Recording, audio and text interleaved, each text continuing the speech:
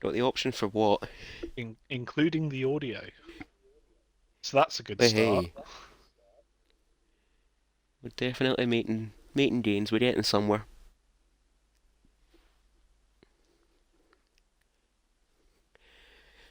I think the stream is up. So a little bit of a pre-stream before tonight's race Yeah, around France. just a bit of an audio check. Mhm. I can't tell you because I've got ads. I've got ads playing on the stream, so I can't tell if I can't tell you about your audio. Yeah. Well,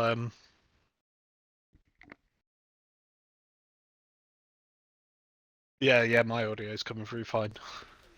Yeah, I just got it there. So as our drivers ready up, I might as well get a very poor attempt at a French accent out of the way.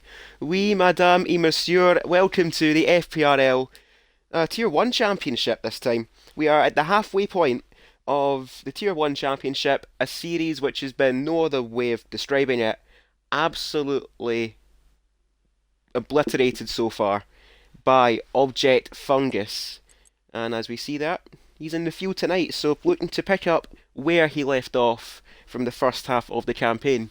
I'm Cruiser 1872, and joining me this evening is the lovely voice of David Lawface. Yep, glad to be here on CoComs. Makes a nice change on a Thursday night. But yeah, nice to spend the next couple of hours with you, watching the usual thrill of the Tier 1 guys go at it. Yeah, um, not everyone's cup of tea, France. I think it's fairly safe to say, isn't it? Uh, we did see last night, though, that it did favour some drivers, of course. I believe it was Diamond Duchy, a fellow Ferrari driver of yours and your teammate in Tier 3, picking up yet another victory. We saw Reese in the Alpine hang on to second place, and a surprise, well, one would say a surprise podium, another one would say he's had a podium coming throughout the campaign. FPRL Scotsman picking up third place around France, a track that he seems to really get along with.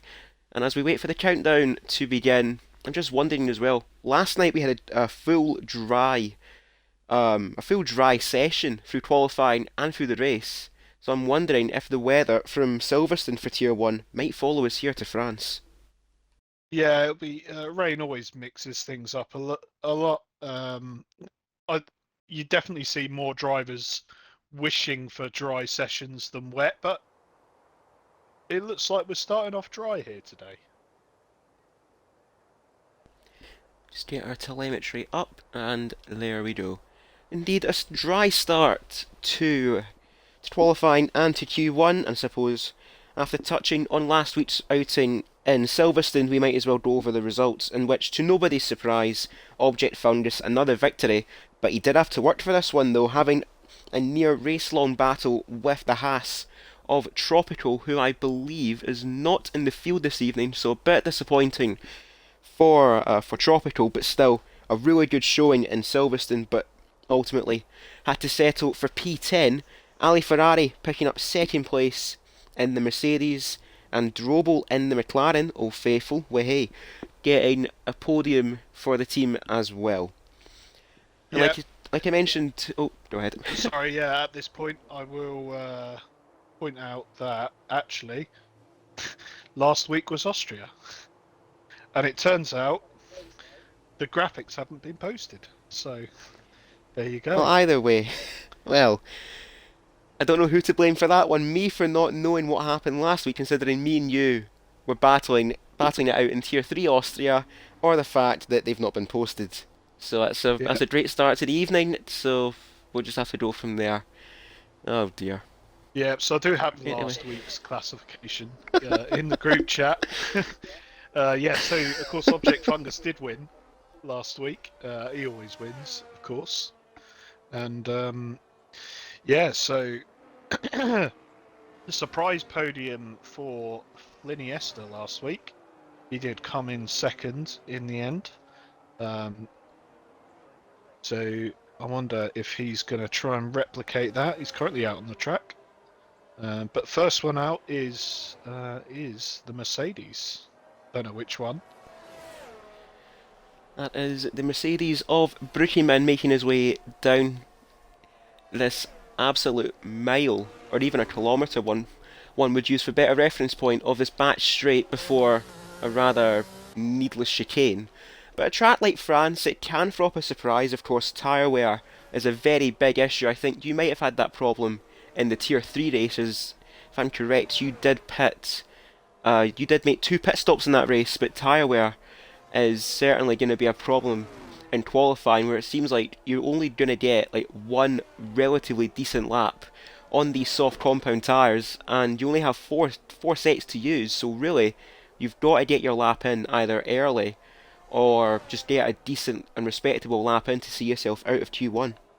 Yeah, absolutely. One thing I will comment on, especially in qualifying, is you're going to have to be really attentive to try and get a second lap out of these soft tyres. I think I ended up doing maybe 2.5 push laps on one set of tyres. I think they're around 24-25%. So yeah, it's going to be interesting to see how many drivers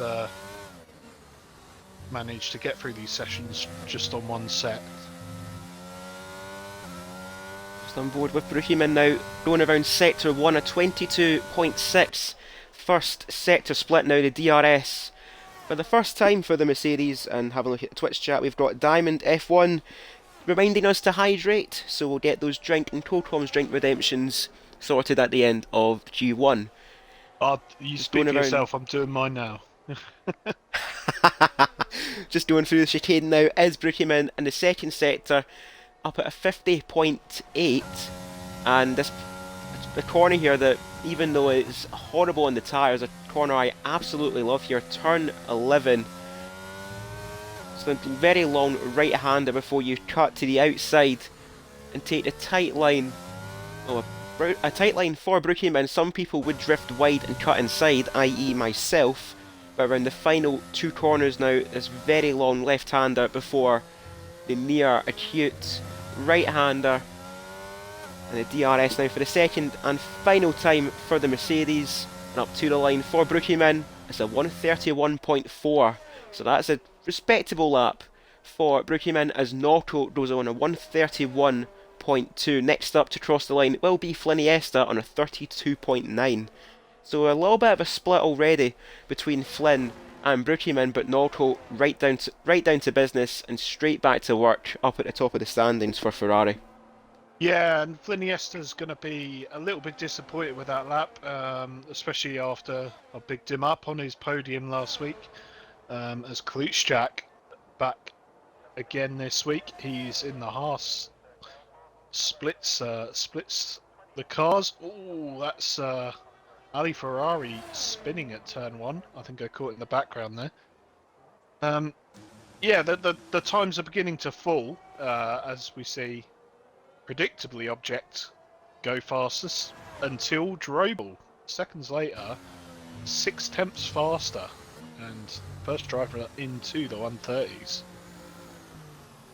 Indeed, a very strong lap for Drobel, and that should see them through. Oh, Ali, be careful, you don't want to get a 10-second penalty cutting turn 3. Thank you, Codemasters, for that, by the way. Yeah, it sounds like you're speaking from experience there. You seem Totally. very adamant. Yeah, safe to say Codemasters aren't even code professionals. As another driver I think we should keep an eye on tonight is Biddle in that Red Bull. I believe this is his first race in the Tier 1 category, so hoping to make an instant impact, one would say, and hopefully not an impact with the wall. Sorry, Biddle, had to get that out of the way. Yeah, of course, so France it's quite difficult to hit a wall around here. I think that's probably one of the reasons why a lot of drivers don't particularly like it. You got all the runoff in the world at most of these corners, but yeah, I'm sure something will come of you mentioning Biddle and wall at some point. Absolutely, I just had to get the commentators' curse in early, And up to the line now for the Red Bull, and it's a 131.9, so that is pretty respectable for Biddle up in 7th place, and as well Tiddlewink saying Drobel going against Object, giving him a challenge. It's still Q1 though, Tiddlewink, so it's still very, very early to judge. As we'll have a look through the field, see class roll ads on a current lap has invalidated though. Ali Ferrari as well, just starting their 3rd flying lap I believe in Q1, so he really needs to get something on the board here or risk possibly running another set of tyres or even risk elimination in Q1. And for his fight for 2nd place in the championship, that's a result Ali doesn't want, and he's very snappy going around turn 5. I think Ali might have heard the broadcast there and nearly granted him his unfortunate wish. Yeah, and as I mentioned earlier, it's really about this point around the lap you realise your tyres are definitely not as good as they once were, and I'm sure we won't see a blistering lap from Ali here, but he should be able to at least get himself off the mark. It's really going to hurt him through this right-hander here that Cruiser you say you love so much, and you see it there mid-corner. He had a small slap of oversteer there, and corrects it, keeps it going, hugs the inside. Coming around sector 3 then, and around the last corner, and it's just a short burst to the line. Comes across, he goes P5, which to be fair, respectable on older tyres, so I'll put my foot in my mouth, I think. You did see as well how snappy though the Mercedes was there for Ali Ferrari, so it could potentially be setup based, but brilliant car control from our reigning Tier 1 champion to keep that Mercedes facing forward and posting a relatively decent lap that should see him through to Q2. And speaking of lap times, Poya in the McLaren on a 133.1, so I think that might need to be potentially a new set of softs or a bit of a cool down lap for Poya, as Lexus definitely not a strong lap for the fellow Red Bull there, partnering up with Biddle this evening on a 153.6. So I think Lexus is just going for their first serious flying lap now, as we got a yellow flag in sector 2. I think that's just Poya staying out of the way of ads 2, someone would call them. And the DRS for Lexus down this back straight up towards the chicane. Careful not to clobber the inside curb too much or you will invalidate your lap.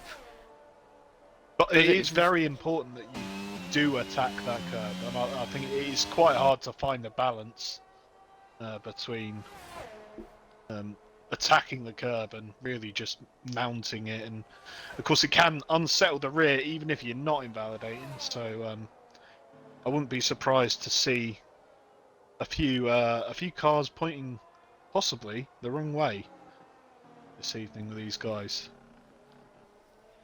Ali mentioning in a Twitch chat as well that their setup isn't very good, so I think that confirms those very, very snappy moments. And speaking of snaps, Lexus has done a full 180 on their latest lap, but thankfully they're right by the pit lane, so straight into the pits for you, Lexus, and onto another set of softs, which is not what that Red Bull needed. Yeah, not ideal there from Lexus. He does have a lap on the board, but as we said, it's not competitive at all. There are still 2 drivers yet to set a lap, and that's Collateral Ads and I believe the man you're following right now, AMS Drive. Yeah, in the AlphaTauri now is AMS, and I'm sure he'll be looking to get some decent point scoring positions in the next few rounds. He has invalidated his lap, but he will go again. stay on board with AMS Drive through the next flying lap here, looking to potentially dive in towards the mid 131s that will challenge the mid-table as around turn 1 and turn 2. Bit of a rides the inside curb a little bit through turn 2, but just keeps it on track and up towards turn 3, and he's invalidated once more. That corner has been causing a few problems for not just AMS Drive, but I think for everyone, and I believe the tier 2 drivers who will race tomorrow are going to take note. Yep, and well, it's nice to see that some of the settings are correct. I can tell you now, some of the settings are definitely not correct. So, Ooh. and they're horrendously not correct. Yeah. Don't know if you've checked them out on stream. I did glance. I saw a little bit of ghosting going on as Lexus went round. He's just about to come out again. Thankfully, corner cutting is on strict. And let's just say, if you hit the wall, you're not going to have as bad a time as you thought you might do. As it is.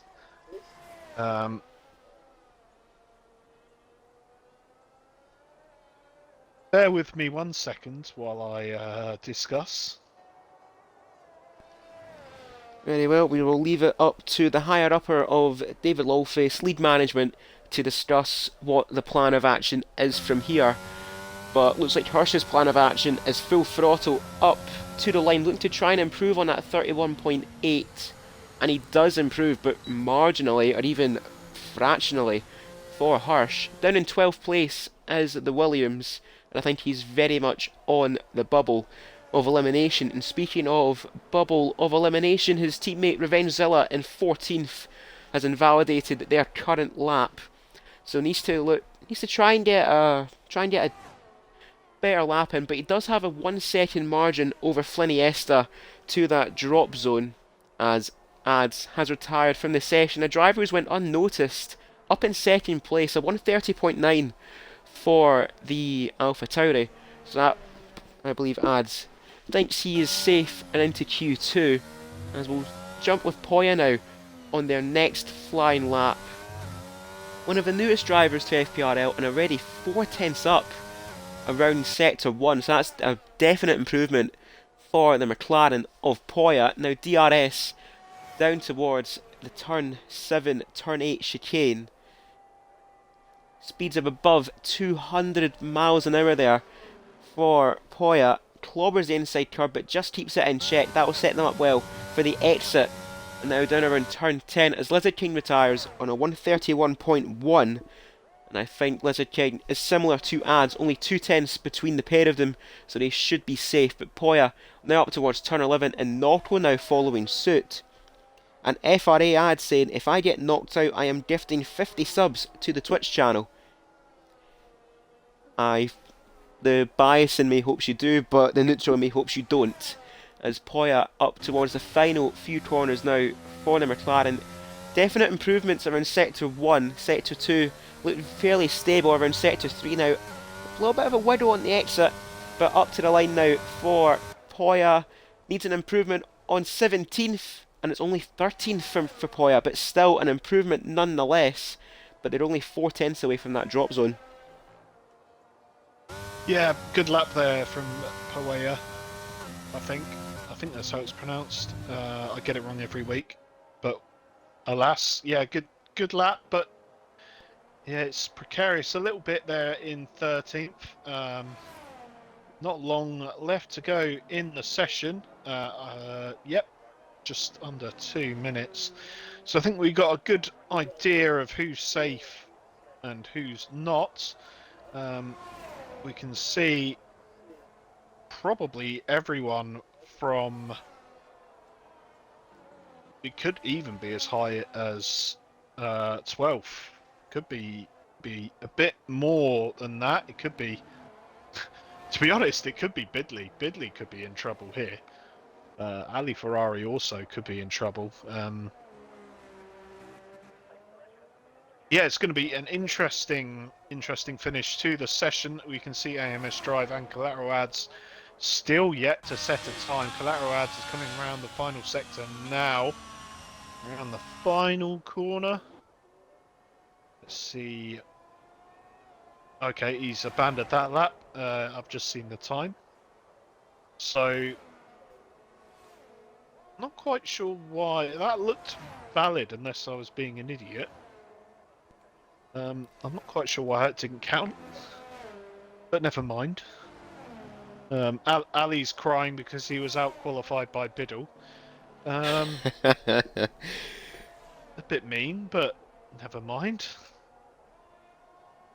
Does show here that Biddle does have strong pace this evening, and Ads is saying lovely understeer.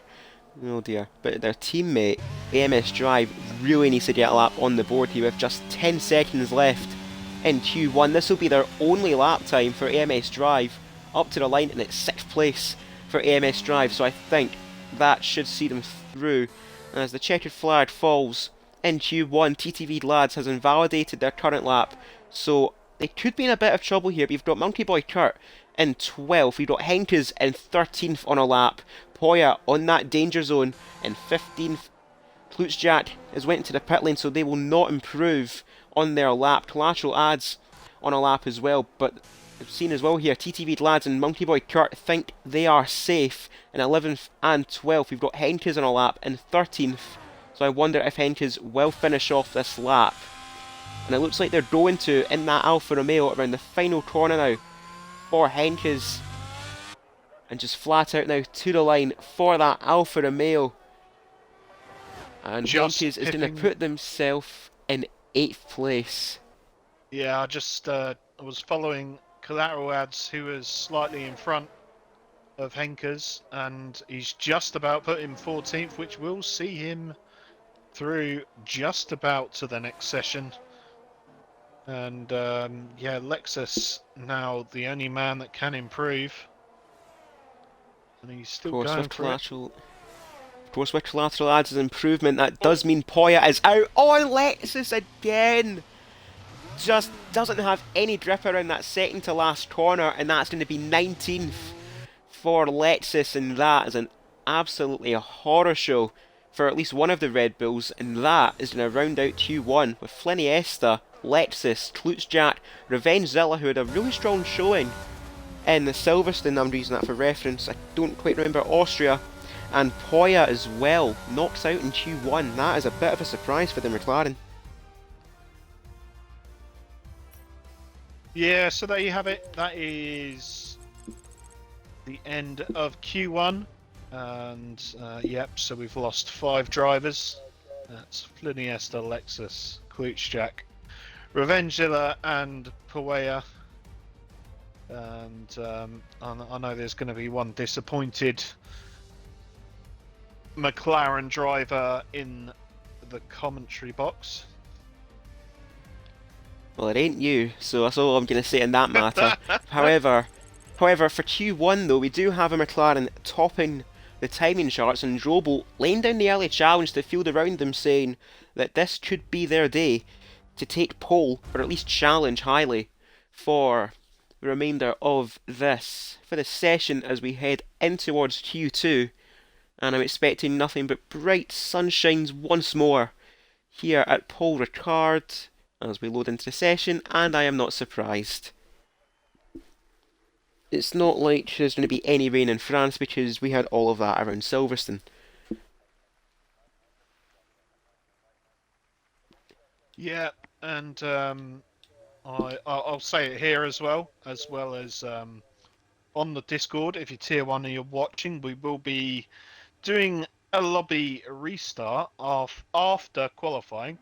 So between qualifying and the race, we will be doing a restart, and that will be to fix the lobby settings.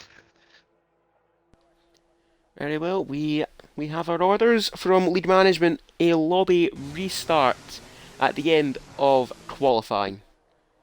So thankfully that won't hinder the evening too much, as we will get our grid set for qualifying, and it'll just be a simple screenshot from the race results, and we use that to line out the grid for tonight's French Tier 1 Grand Prix.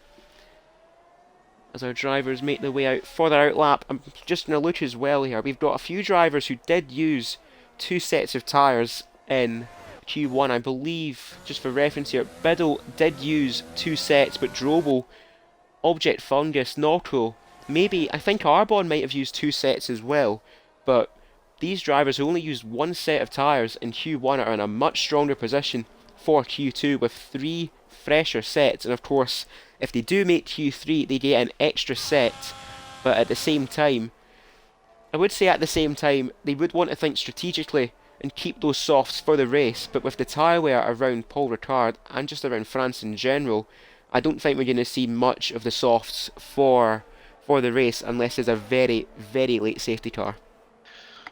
Yeah, soft's definitely not good here.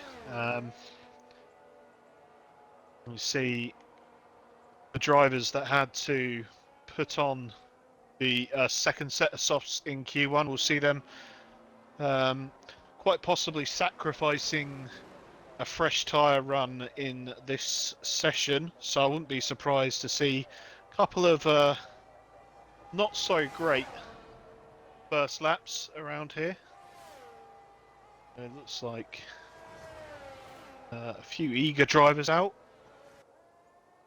So we've got... Is Hirsch the man? He is. Hirsch, always in the Twitch chat. He does like to be out first in these sessions. Get himself a bit of stream time. And yeah, he's just come around Sector 1. I didn't quite catch the Delta time, but all the same, we will follow him, I'm sure. I'm sure Cruiser's I'm not actually running the stream. I probably should have checked. Well, you'll be happy to know that we are giving Hirsch his stream time as he makes his way up towards the second sector split, and it's a 50.9. We have seen faster across the field, so I wonder if Hirsch is using an older set or a used set of softs as he makes his way around turn 11, down into 4th gear though, buzzing the rev limiter at the exit, just wanting to get that traction down out of the corner. Now we're in turn 12, and now to the almost not so relevant turn 13, now turn 14 and turn 15 for the Williams. A very wide entry, so that will allow him to get the power down very early at the exit. And our first lap in Q2 for Hirsch is going to be a 131.4, so we have seen quicker, as Brookieman does go quicker on a 131.3 and Henkes on a 31.8. Next driver, I believe, to cross the line will be Collateral Ads, if I'm correct, and it is a 131.6 for the Alpine. Then we look to see Drobel around the final 2 corners in that McLaren, looking to pick up where he left off from Q1 and up to the line for the McLaren, and I expect this to be a lot quicker, and it's actually not much quicker than Brookieman, but still a 131.2 for Drobel, so they are definitely picking up where he left off, but they are way behind their Q1 time. Yeah, I hate to think that maybe that's his Q1 tyres, but yeah, big difference of around 7-8 tenths between his first run in Q2 and his final time in Q1. But I suppose at least there's one McLaren driver on top tonight, isn't there? I suppose on some occasions I would agree, others I would disagree. It just depends what mood I am feeling. But Norco around the second sector now in a 50.3, so they're definitely challenging towards the upper end of the table, and I suppose it's only fair Ferrari teammate to Ferrari teammate David just take us through the rest of Norco's lap, and we'll see where this puts the Ferrari. And a good evening as well to Silverside Boy in the Twitch chat. Yeah, thanks. So I'm going to take you through the final 2 corners. Well, okay, let's be honest, he's now through the final corner. It's a very tricky sector 3 here. You pretty much don't want to touch the curves on any of the left-handers, or for that, the right-hander of the last corner. So the left-hander after Cruiser's favourite right, like almost double right-hander. I'm sure you'll let me know the corner name. That'll be turn 11. Yeah. Yeah. So yeah, that corner in particular is, you do not want to touch that inside curb because it's deceptively raised, and if you touch that, I would put money on you going and facing the wrong way. Will be interesting to see if any drivers manage to do so tonight. About half the drivers have got their first times in, and to be fair, yeah, it's all relatively close until, you know, Nocco. He's doing a pretty good showing for the Ferrari lads at the moment. Of course, Nocco quite often very fast in qualifying, but suffers in the race sometimes. I think he either gets caught up in accidents or, you know, it's occasional mistakes, but all the same on a very similar pace to his teammate indeed at the moment. 2 and well, nearly 3 tenths faster than the Tier 1 Championship leader. It's been following ads around, well, ads 2 in this case, around their first flying lap in Q2. Just up towards the final few corners now for the Alpha Tauri. It's apparently a 2 purple first sectors. I'm not sure if that is true or not. And up to the line for ads 2, and it's going to be a 130.5. Yeah. Well, continuing his good form then of Q1.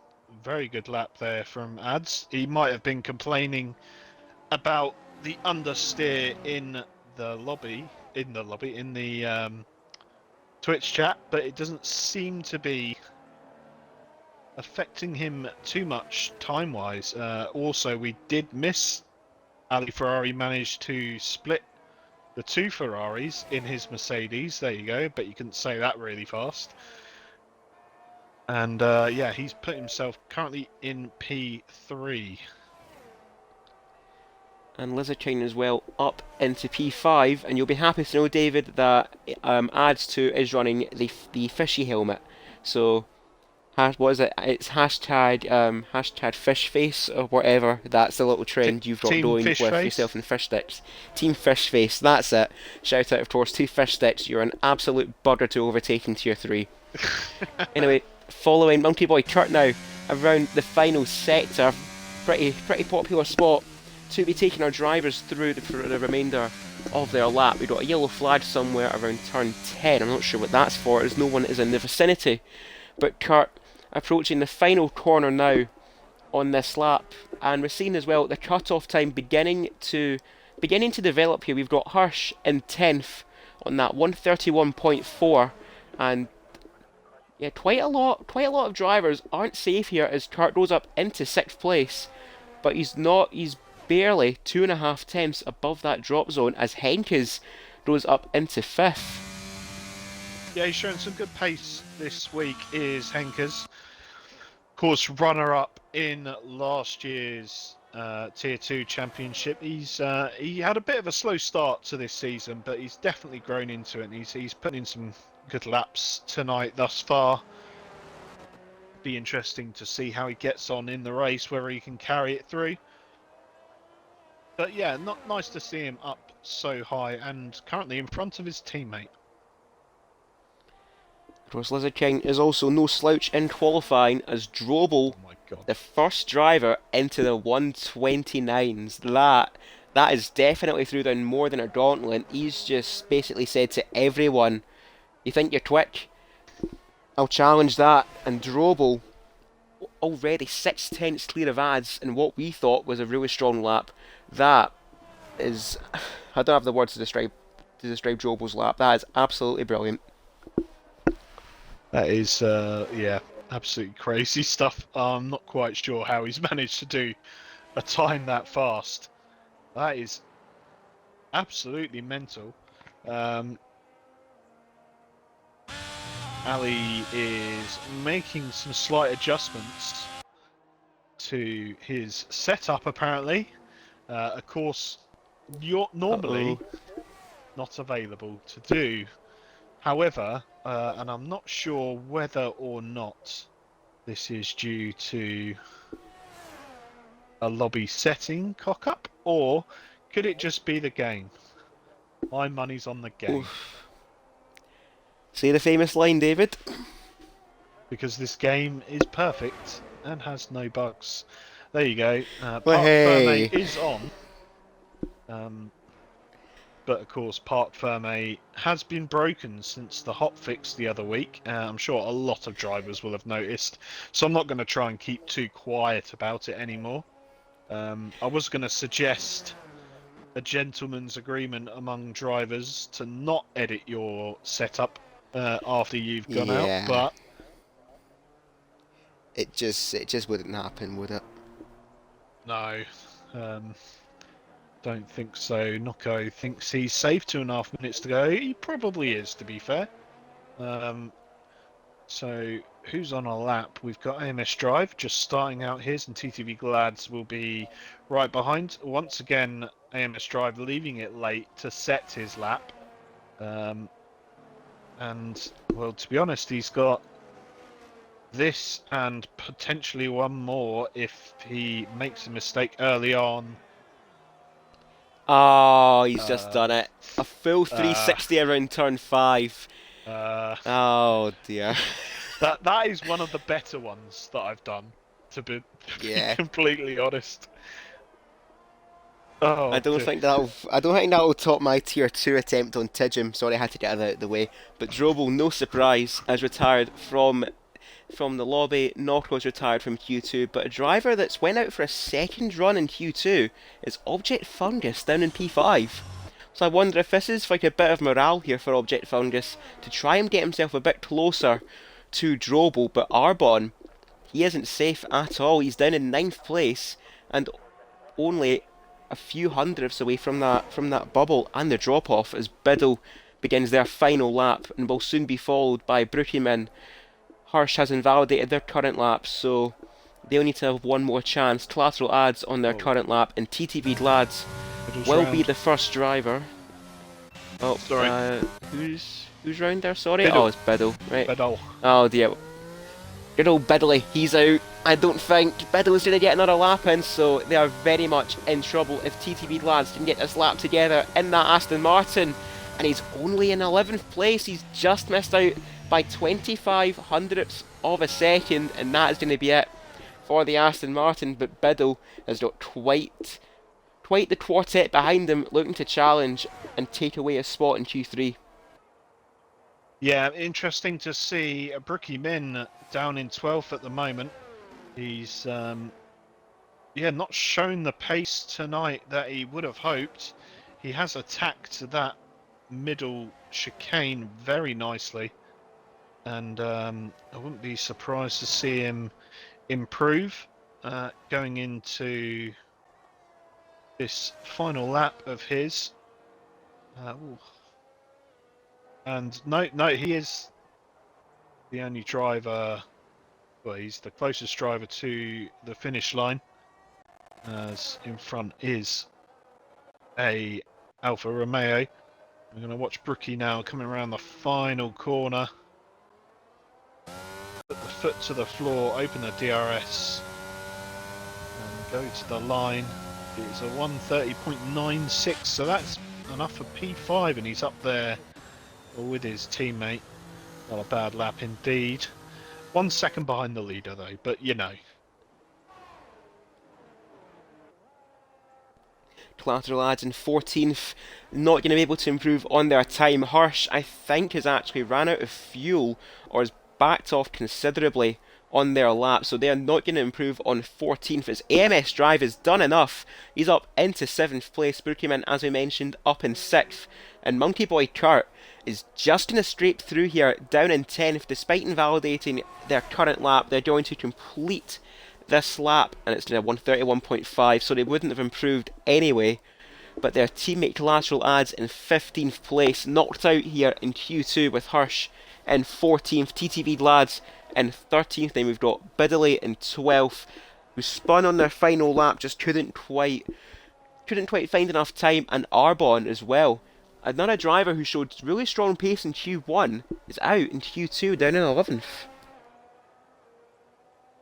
Yeah, Arbon paying the price there. He didn't get a lap together, as he's saying in the chat. I know the man is suffering apparently with COVID at the moment, so 11th place, still not bad. Last year's game, of course, would have been tactical pole. We do, of course, wish you a speedy recovery, Arbon. I know it's not a particularly nice thing to have, having had it myself not too long ago. Was it Azerbaijan week? Something like that? I don't know. But I believe it was Baku, yes. Yeah, that wasn't fun. So, here we go, losing out. I'm just going to take a quick screenshot. I didn't do it in Q1, but never mind. I'm sure it's fine. I brought it on the stream anyway, so if we need it for reference, it is always there. We almost certainly will need it for reference. For the host to set the grid when he's actually fixed the lobby settings. So into Q3 then, eventually. Announced rain. Ah, well. Yeah, not was it quite meant to be? Bless the rains down in Paul Ricard. Right, I've looked in the Twitch chat. I daren't repeat what Nigel Piddle has just said. Yeah, I might give him a timeout for shits and giggles. Well, you forget I'm a moderator, Nigel, so... So you could give him a timeout. Oh. I could, actually. Oh, I feel so powerful now. So anyway, that's bait. Totally, I'm not gonna... I've read it, I fell for it, but I'm not gonna react to it. I'll just ban him. Just instant ban. Nah, I'm not going to. I know Gary's jumped on the bandwagon saying, "Let me do it, please." Oh dear. Right, how about... well, and of course, the FP Racing League has donated drinks and Colcom's drinks. You're welcome. Made up the I David was Wallface. thirsty, I wanted a drink. Best laugh is Ali Ferrari's one to moan about the channel points, but hasn't actually redeemed anything this evening. Right, and how about this, Gary? If Drobel gets on pole by half a second, you can time out Nigel Piddle for 10 minutes. Oh, I mean, he's just done it anyway. Wow. Wow. He's only done it for 1 minute. Gary, No, wow. that's 10 minutes. Is it? Ah. 600 seconds. Well, yeah, well, that's mod abuse. If I've ever seen it. No wonder I previously removed it from him. Oh dear, we're getting too distracted in the Twitch chat. We forgot that Q3 is actually got underway. Indeed, qualifying is there, and now Gary's begging not to get timed out as a moderator. Oh, if dear. I Anyway. time him out, it automatically removes his mod ship. I found that out last time I timed him out. I think we'll leave that out for another day, as Lizard King is going to set the first lap in Q3 and clock in their outlap and begin their flying lap with AMS Drive right behind them. These two relatively strong form in Q1, and Lizard King has invalidated. We'll jump now to AMS Drive, who's going to set the first valid lap time in Q3. Up towards turn 3 now for the Alpha Tauri. Around turn 4 and turn 5. Want to get on the power as quick as you can, and now around turn 6. Gentle on the throttle, and around turn 7. And just this long, endless DRS run as Lizard King gets out of the way and up to the chicane now for AMS Drive. Clobbers the inside curb there, but does set him up well though for the exit down the second half of this long back straight, and it's a 50.1 for AMS Drive, so that's among some of the fastest Q1 times we've actually seen, as I think Drobo has had a few problems out of turn 2 and has been sent for a little bit of a spin around the first sector. But AMS Drive, that is a very wide line there to go around turn 12, but it does set him up for the exit around turn 13 now, and the final two corners for the Alpha Tauri, riding that inside curb, and now fourth gear on the exit for the final corner. It's a bit of a strange one. I'm not seeing that for anyone yet in this field, but AMS Drive, a 130.5. So still a very strong lap for the Alpha Tauri, but for reference, that's nearly half a second down on Drobo's Q2 time. Yeah, the next man through, Brookie Mint. He's the best part of 3 tenths further back. His teammate about to come through now. And there you go. Ali Ferrari, a 130 dead.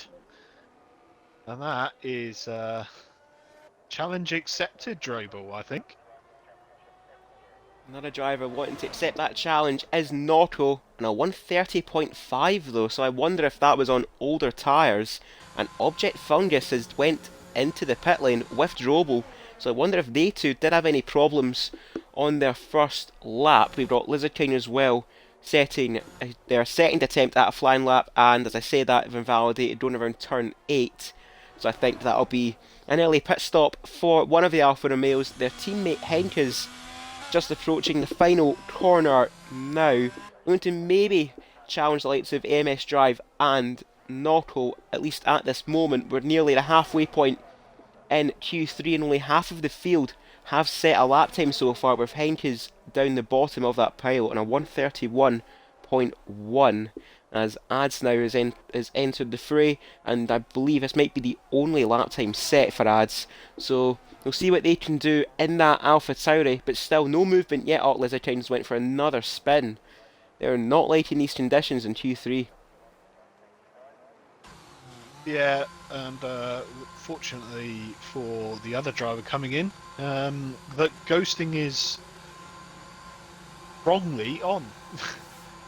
I'm sure that could have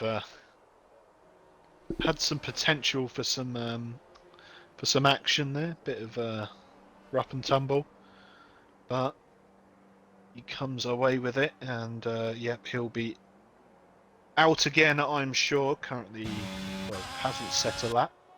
He is technically P6, but not quite sure how that works out. I suppose one driver we're going to be keeping an eye on now, on their outlap, is of course Ads too, but also Object Fungus, who didn't set that initial lap time, so he really needs to get a bit of a morale boost here, because he's been off of the boil, I think, throughout qualifying. So I wonder, as people would say, and Ali has brought up what I'm about to say, I wonder if Object has been quote unquote sandbagging in that Ferrari, or maybe it's just remembering he drives a Ferrari. I'm not too sure, as Ads begins their flying lap now. Might be the only one for the Alpha Tauri, so really needs to make it count. And I think Object Fungus as well, he does have 2 sets of new soft compound tyres, but with 5 minutes left in this session, I wonder if he's in a bit of a predicament for time management, trying to get this lap time in, get a new set of tyres on, and then potentially get the freshest rubber possible and the best track evolution possible for that Ferrari to try and challenge Ali Ferrari up at the top. But we'll stick with Object Fungus, and David, I will now let you have the chance to take us through a lap with the Tier 1 Championship leader. Okay, so here we are into turns 1 and 2. They set up the entire lap. You need to be so aggressive. It's so easy for the rear to come out. He gets through them pretty well. And now through the next couple of turns, a quick right then left into this long right-hander now. To be so careful on the throttle, using the maximum amount of track. gives him the best exit and onto this long back straight. While he's on this straight, I will say that Ads did spin on his flying lap. Ads 2, that is.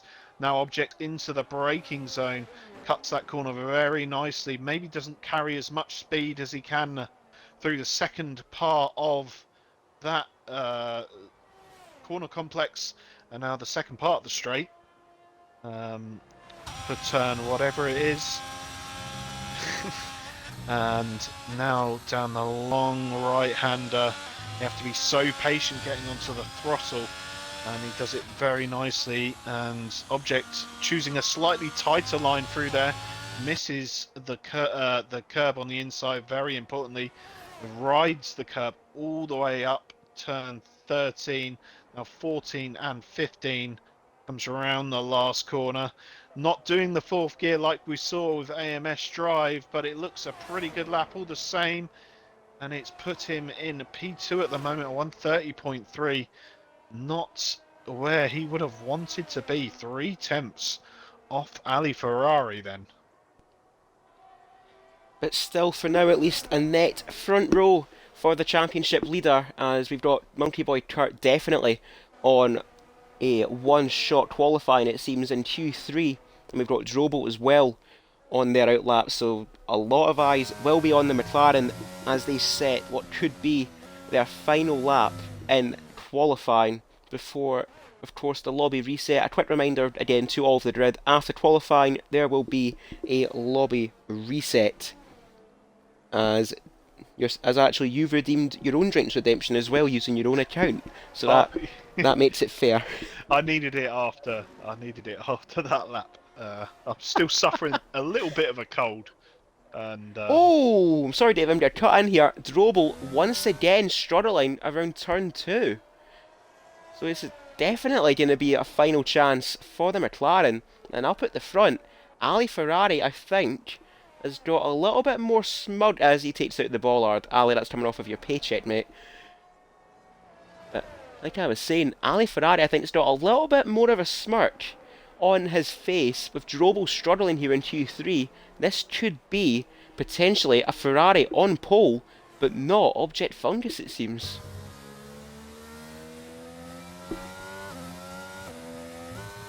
Yeah, so Ali will have one last attempt, as will all the drivers here. Drobel, of course, will be doing a cool-down lap for the rest of his current lap.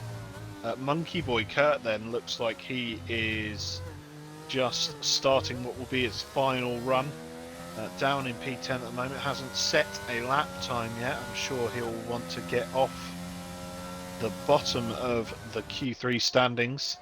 And he's not doing badly so far. He's getting a nice little cheeky toe from the Alpha Tauri in front of him. Was that? That was Ads 2, I think.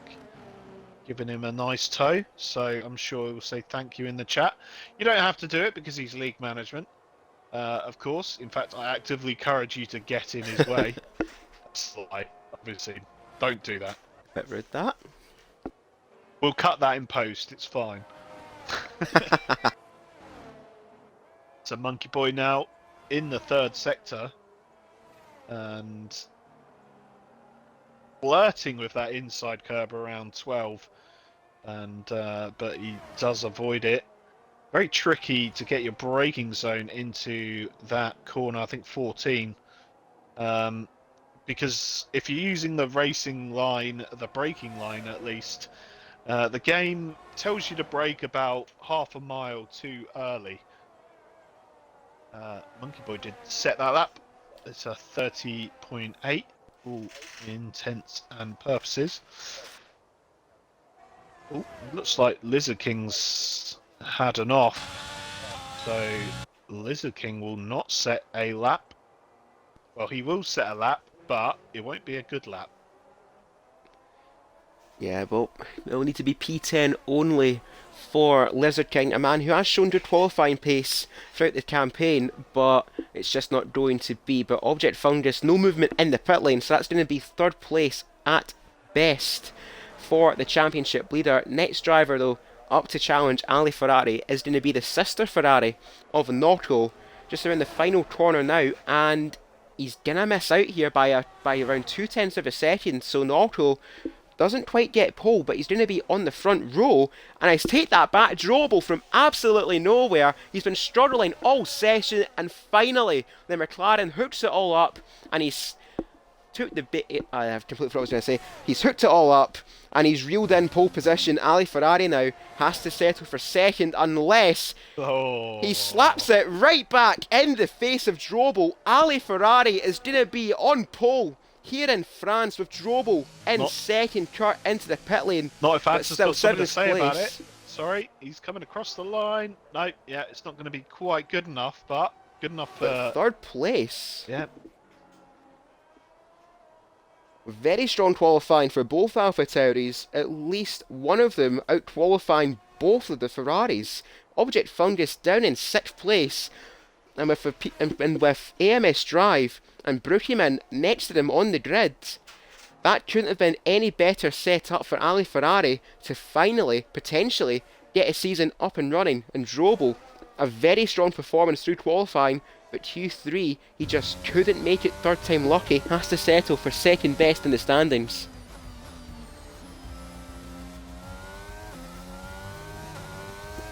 Well, there you have it. That is your top 10. And let's take a screenshot of that. Apart from I didn't take a screenshot, I took a clip. And yep, so just a reminder to all the drivers, we will be leaving this lobby. Ads will be setting up a new one to, well, effectively just get the lobby settings correct. Absolutely. But anyway, we'll run through the results really quickly. We've got Lizard King in 10th place, couldn't set a valid lap time. And we've got Alfa Romeo on row 5 with Henkes in 9th. Then we've got Monkey Boy Kurt, Brookieman Object Fungus down in 6th. We've got AMS Drive, Naruto we got.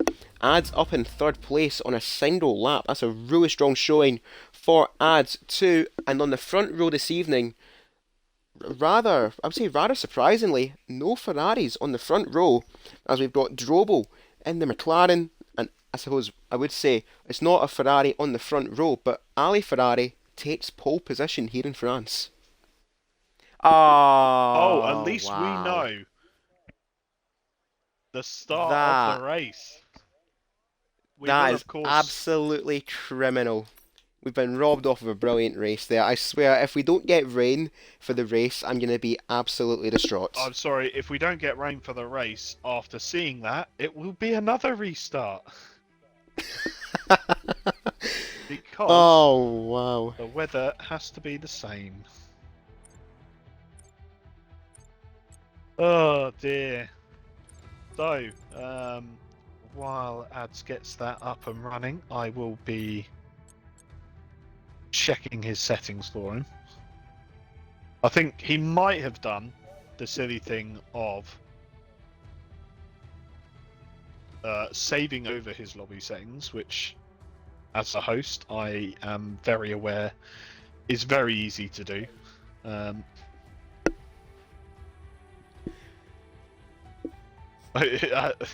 Everyone's pleading that the rain was only for the first 10 minutes. It was only the first bit.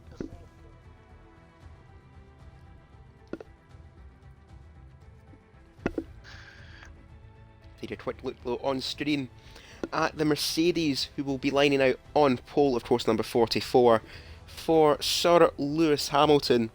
And I'll need to actually have a quick check of what Ali Ferrari's driver number is for quick reference. Bear with, and I actually don't have access to it. That is brilliant. Anyway, but as I said, Ali Ferrari on pole this evening, and have a quick look as well at, completely unbiased, the best car on the grid, the McLaren, lining out with him on the front row, which will be Drobel. Of course, in Season 5, if I'm driving for any other team, I will say the McLaren is joint worst. Let's be fair about this.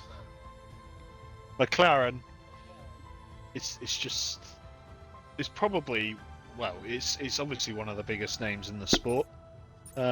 And personally, I'm a little bit jealous that you're getting to drive with the lovely new livery coming, I believe, October the 11th. So this time next week, you'll be in a lovely orange, pink, and black machine. Absolutely, but I suppose an early spoiler for everyone, I won't have the luxury of driving it around Hungary, which will be our next track, as we've got collateral ads in the party here. That's The right. lobby host has joined up. Ah, well. I will be back in a second. It's going to be quite distracting for you, Cruiser, when we go through this, but never mind. Oh, don't worry about it. If you want me to end the broadcast here, we can get the grid set up, and I can get the results from Q1 from there. So, if that would be any easier.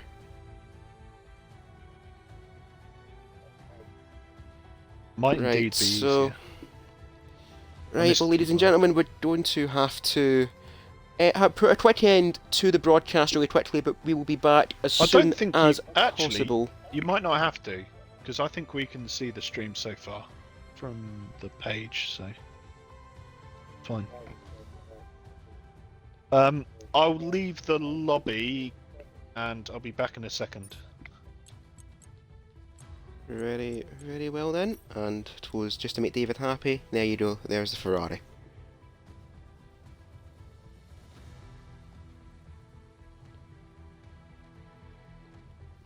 So I suppose a quick intermission and break throughout this evening's racing around France. I'm just going to throw it out to the Twitch chat here. Any predictions for this evening's race, as with the grid the way it is eventually when it's going to be set up, and with a wet start to the race, it should make for an interesting race.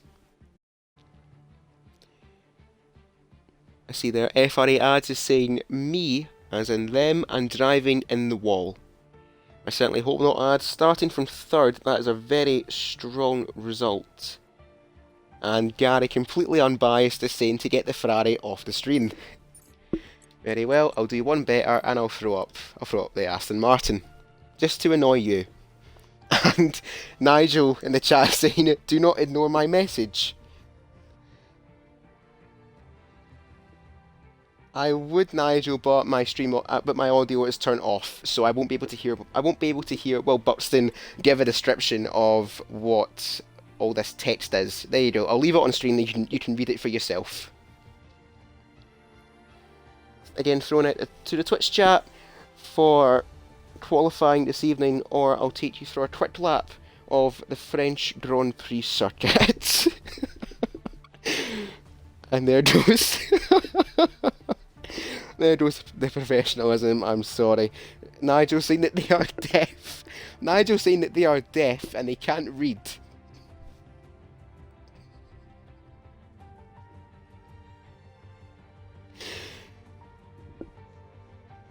Oh dear, Nigel.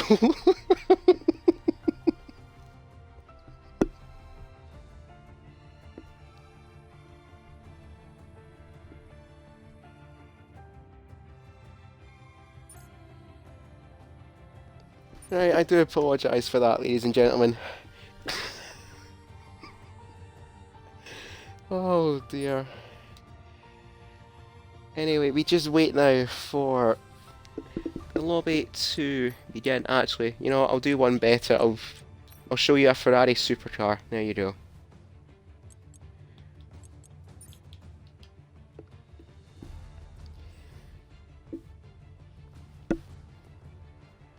As I just wait now for the go-ahead from lead management to make the next move for this evening's race, as we still wait for the grid to get set up. Actually, I shall see if we are indeed in a lobby.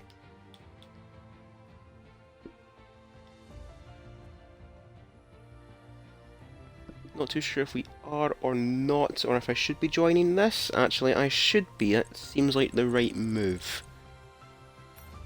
And there we go. Just waiting now for the grid to get set up, and we will get underway once again in France. So we'll use this as a quick intermission and a quick break for all of our drivers, and a reminder for everyone to get a quick drinks break to also stretch their legs before this evening's race around France. And of course, with a rain shower as well in store, the start of this race will be very, very hectic indeed.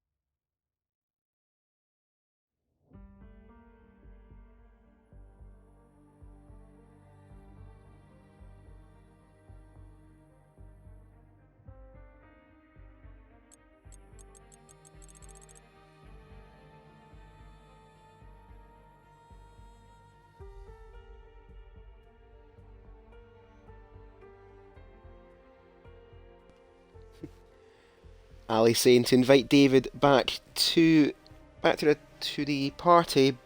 I would, but they're still sorting out the grid with collateral ads, so unless he's gave me the green light, then I will only invite him back then. And Nigel saying, please don't, that man is so annoying. Yeah, that's very nice, Nigel. Very, very professional of you.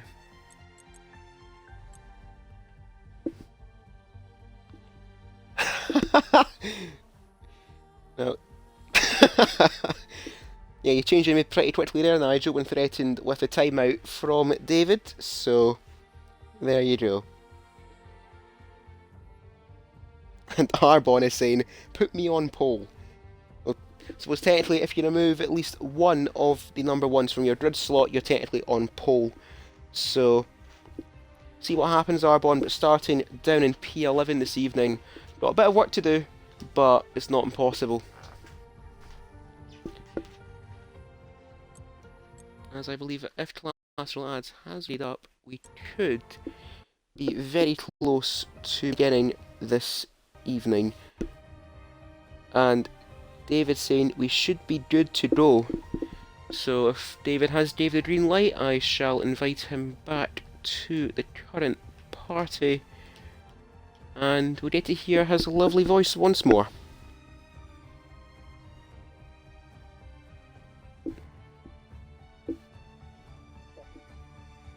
What do you mean shocking? You didn't give me a green light, so I'm not going to invite you back unless you've sorted out the grid and everything.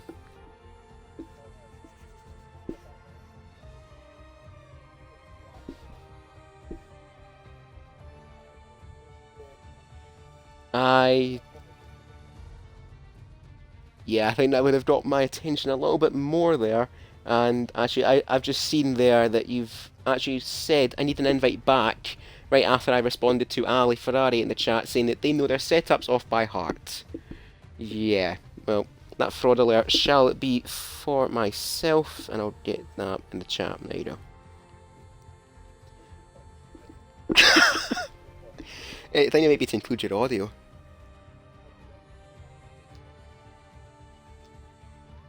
Oh, for goodness sake.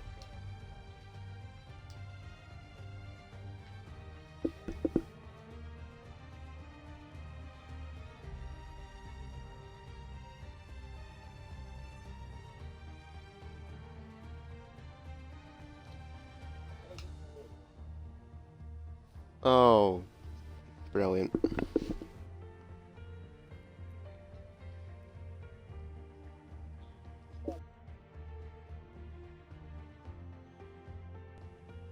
But hey, right, I think we'd have to reset the party, or I'm going to repeat what David said would be added into the party, but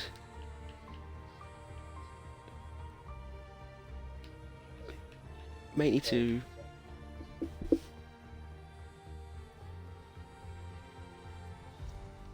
could potentially need to reset the broadcast after all, which isn't an ideal way for this evening to be going, but the lobby is still waiting to get underway once again for the French Tier 1 Grand Prix.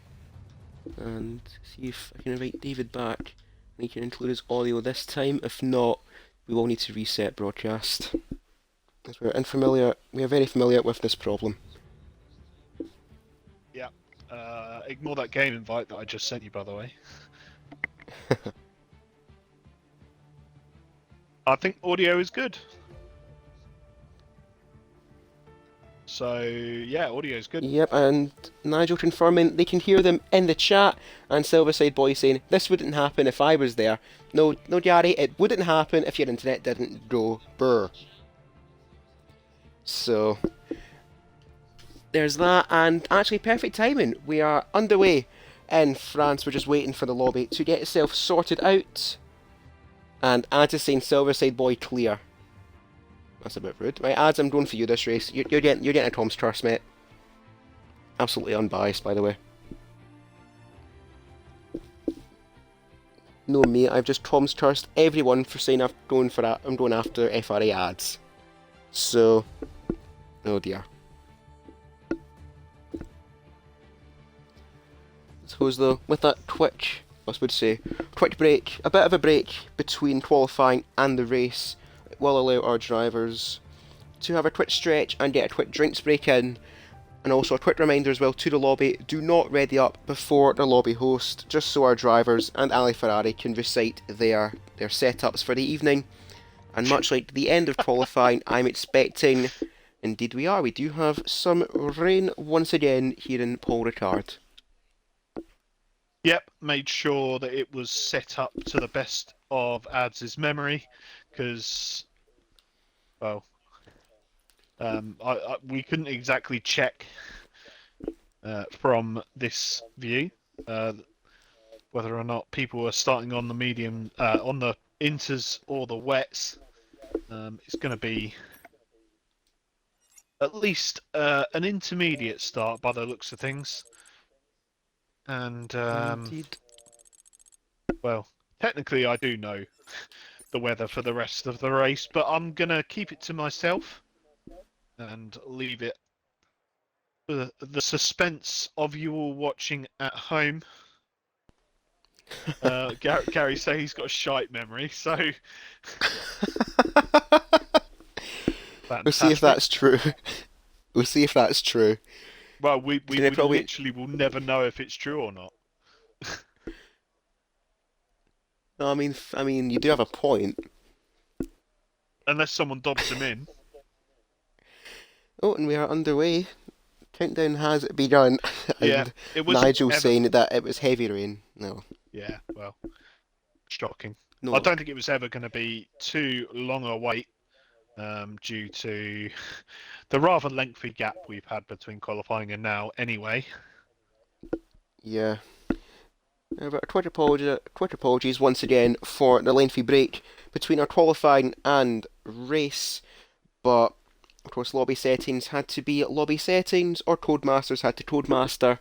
Either one works, but we've finally got the formation lap underway here in France. An intermediate start for everyone, and seen as well, even on intermediates, the game is still suggesting a two-stop strategy. And I think potentially, depending how long this rain shower lasts, it's going to be a two-stop regardless. Yeah, and as the drivers all get away from the grid slots on this critical lap in this game, you need to get the warmth in your tyres, and otherwise you're going to have a bad time. I think it's certain to say. I think we should probably go through the grid, seeing as it's been about a year since the end of qualifying. Yeah. So, with that, take us through the bottom 10 and I'll do the top 10 for tonight's race. Is that fair enough? Yep, sounds good to me. Well, we'll start at the back and we'll. Oh dear. Oh, we Hopefully, will Iniesta. start at the back. Oh Start at the dear. back, and as he means to go on, maybe. Iniesta losing the back end. Of course, last week, podium sitter, and he's going to have a hell of a battle to get up into the high place he was last week. P20. So P19 is Lexus, who couldn't quite stop spinning in Sector 3 in the Red Bull. Klutschak P18 in the Haas. I mean, we just love to see him here. We love a bit of Klutschak. Oh, the P17 Klutz Jack. is Revengezilla in the Williams. And yeah, looking to get some more points after last week. Ho Weya, P16 then, P15 collateral adds. The fraud lobby host P14 is Hirsch 2004 in the other Williams. TTV Glads in the other Aston Martin P13, Bidley P12, Arbon EPA, and sorry I left you bugger all time. Cruiser. No worries Top. there. We'll do our best with what we can here. P10 and P9, the Alfa Romeo pairing of Lizardkine and Henkes. P8, we've got the Alpine of Monkey Boy Kurt, a strong qualifying for Kurt, hoping to make the most of it in the race. P7 is Brutiman, and P6, the championship leader, Object Fungus. A bit out of place, one would say, but still very high up the grid. P5, we've got AMS Drive, just making his way to his grid box now, and Klutschak has been disqualified from the formation lap. P4 is Notto, you got in that other Ferrari. P3 is the highest placed Italian car of FRA ads. In third in the front row this evening, we've got Drobo and Ali Ferrari. We've got 5 lights here in France, and we've got plenty of wheel spin on a greasy surface, but it's lights out, and away we go, near enough in slow motion. Also, Ali Ferrari, we're 4 wide already, down in towards turn 1. FRA to the inside, who's going to emerge out in the lead, and it looks like Notto from 4th place. What a start from the Ferrari. One Ferrari displacing another down into 4th place is Ali Ferrari. A bit bogged down at the start, but Notto leads them up down towards turn 3 here with FRA ads in second. We're all sliding around turn 3 here, trying to keep it on the surface, but it's Notto up at the front. Drobo challenging FRA ads now, and he retakes second place, and Ali following the McLaren through, but Drobo already 1.1 seconds clear of this fight for second place. But we'll stick with Drobo and Ali Ferrari now down this back straight here. No DRS until lap 3, but even at that, these wet conditions will not allow DRS, but Ali says he doesn't need DRS. He'll go right around the outside of Drobo, and you know what? He's done just that. Now to the inside for turn 9, but Drobo is going to get the better run on the Mercedes down towards turn 9 and turn 10. There's still wheel to wheel here, but Ali does decide to tuck inside. And then we've got FRA ads in 4th, AMS Drive up into 5th place. We've got Monkey Boy Kurt and Collateral ads. What a start for the Alpine pairing. P6 and P7, but Lizardkine now challenging Collateral ads down towards turn 11. A bit of wheel banging there, but he gets away with it. Now Lizardkine to the inside of the Alpine, keeps it ahead. Oh, he's got a bit of a slap around, and he's been spun at the exit of turn 11. That's going to drop him right down the order, and that's going to put Object Fungus now up into 8th place. Bit bogged down now for Object Fungus, while his teammate leads him around the final corner to start lap 2 with a near 2-second gap. Then we've got Brutiman in 9th, and Iniesta rounding out the top 10. Yeah, well, what a first lap that was. There's some definite winners up and down the grid. There's some definite losers as well. But as always, Cruz, a big fan of your work. Really well gone through that first lap. As we see, yeah, it was a great start from Noko. He had the biggest balls of anyone going through turn 1 on the outside, and yep, as you said, 4 wide, he came out on top.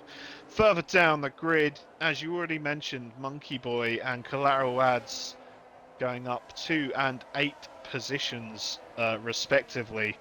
And yeah, been a great start once again for the Alpine team, as we see it towards the back, a Red Bull going slightly wide. And the man who I brought attention to in the formation lap, Iniesta, finds himself up in the point-paying position. So he gained 10 positions in that first lap. Oh, that's absolutely goated, if you ask me. And he is on the charge at the moment. Indeed, a brilliant start for Fliniesta from the back of the grid up to the... I might mute my mic there by accident, I do apologise. But Fliniesta, oh, massive slide there around turn 11, but he doesn't have the same fate though as Lizard King, who's down in last place after that spin. Oh, and up as well, we got Object Fungus and Brookieman have made contact. Apologies for the voice track there, but the championship leader really struggling here in France. He's now right behind Arbon, who's lost places at the start. But Object Fungus, after starting down in 6th, finds himself down in 15th and at the mercy of the Red Bulls of Biddle and Lexus right behind him. Yeah, the fastest lap's coming in now, and we saw over lap 2 Drobel cutting that lead by about a 10th over the lap. He's gained another 10th through turn 1. It's only a matter of time, you think, before Drobel might be able to get in the slipstream of Nocco and give him a fight. Meanwhile, behind, we've got Ali Ferrari unable to really make it count in the early stages. He's lost out a couple of positions, and he's still got adds 2 for company, and of course his teammate not too far behind. Definitely, we're seeing as well throughout the grid we've got plenty of double constructors here in the order. We've got both of the Alpha Tauris, 4th and 5th. We've got the Alpines, P6 and P7. Kurt with a massive slide there around turn 7. He's got both of the Aston Martins right behind him. Fliniesta up into 8th place as well, getting past his teammate TTV Lads, now chasing after Kurt. He's having a look though in towards turn 10. He's going to back off on that occasion. It was a bit wide though. Could just be understeer related, running potentially a dry setup for when the track does hopefully dry out. But he's looking to the inside now around turn 11. He just doesn't quite have enough grip or traction to make that move stick. But further back, Object Fungus getting past Poya, and I think Poya's had a few problems as well, but does keep it facing forward, but they've lost a few places as well. Object Fungus now up into 13th place on what would be a rather hate-fueled charge now for the Ferrari, seeing red, but he's up into 13th at least as Drobel with the fastest lap of the race, and that gap at the end of lap 1 was 2 seconds. It's now cut down to 1.3 seconds, so Drobel slowly starting to reel in Nocco up at the front. Yeah, we're having a look at Object Fungus on Hirsch into turn 1. He goes very deep, he's going to be very slow on the apex, and Hirsch is going to go back round his outside. And yeah, some good battling from the tier 2, the season 2 champion, and almost you want to say the champion elect for season 4. They're still side by side almost the entirety of sector 1, and Object gets the move done on the outside as he comes into sector 2. Hirsch having a little bit of a rear end slide there, and now he's being attacked by Arbon coming down the straight now. Arbon will have the inside. Last of the late breakers. Looks like Hirsch is slightly later on the brakes, and Arbon looks like he might have picked up a warning there for cutting the corner, but most importantly no contact between these drivers. It's all been pretty clean so far. Oh, as Poya goes up was free wide. wide. It's all getting a little bit messy. And now Hirsch and Arbon are side by side. And now they behind wheels as well. Oh, Is Arbon? Arbon's been collected by Hirsch. And I think Biddle might have been caught up in that as well. It was, and a bang of the wheels there between the Red Bulls, but Nocco, just to point to this up at the front here, Nocco, Drobel and Ali Ferrari both setting fastest laps in synchronisation there, and Biddle, what on earth are you doing there? He was committed to going to the pit lane. Codemasters, that is a bit poor. I should know. But 10 seconds to Biddle there for an apparent corner cut, having to abandon his plans to go into the pit lane, but Hirsch is in the pits lane now, so that could be for a new front wing. But up at the front here, Nocco and Drobel. Drobel is really starting to reel in that Ferrari. That gap, 0.6 of a second, and it looks like the rain here in France has actually went away, so expect to see a few runners. Collateral Lads! Oh, no. One of the Alpines is out! What's happened to Collateral Lads? Will jump here with Klutschjack. And that is a virtual safety car. It looks like Collateral Ads just lost the rear. Very, Oh, very full similar safety to car. Fliniesta. Sorry, A full it's been safety promoted car.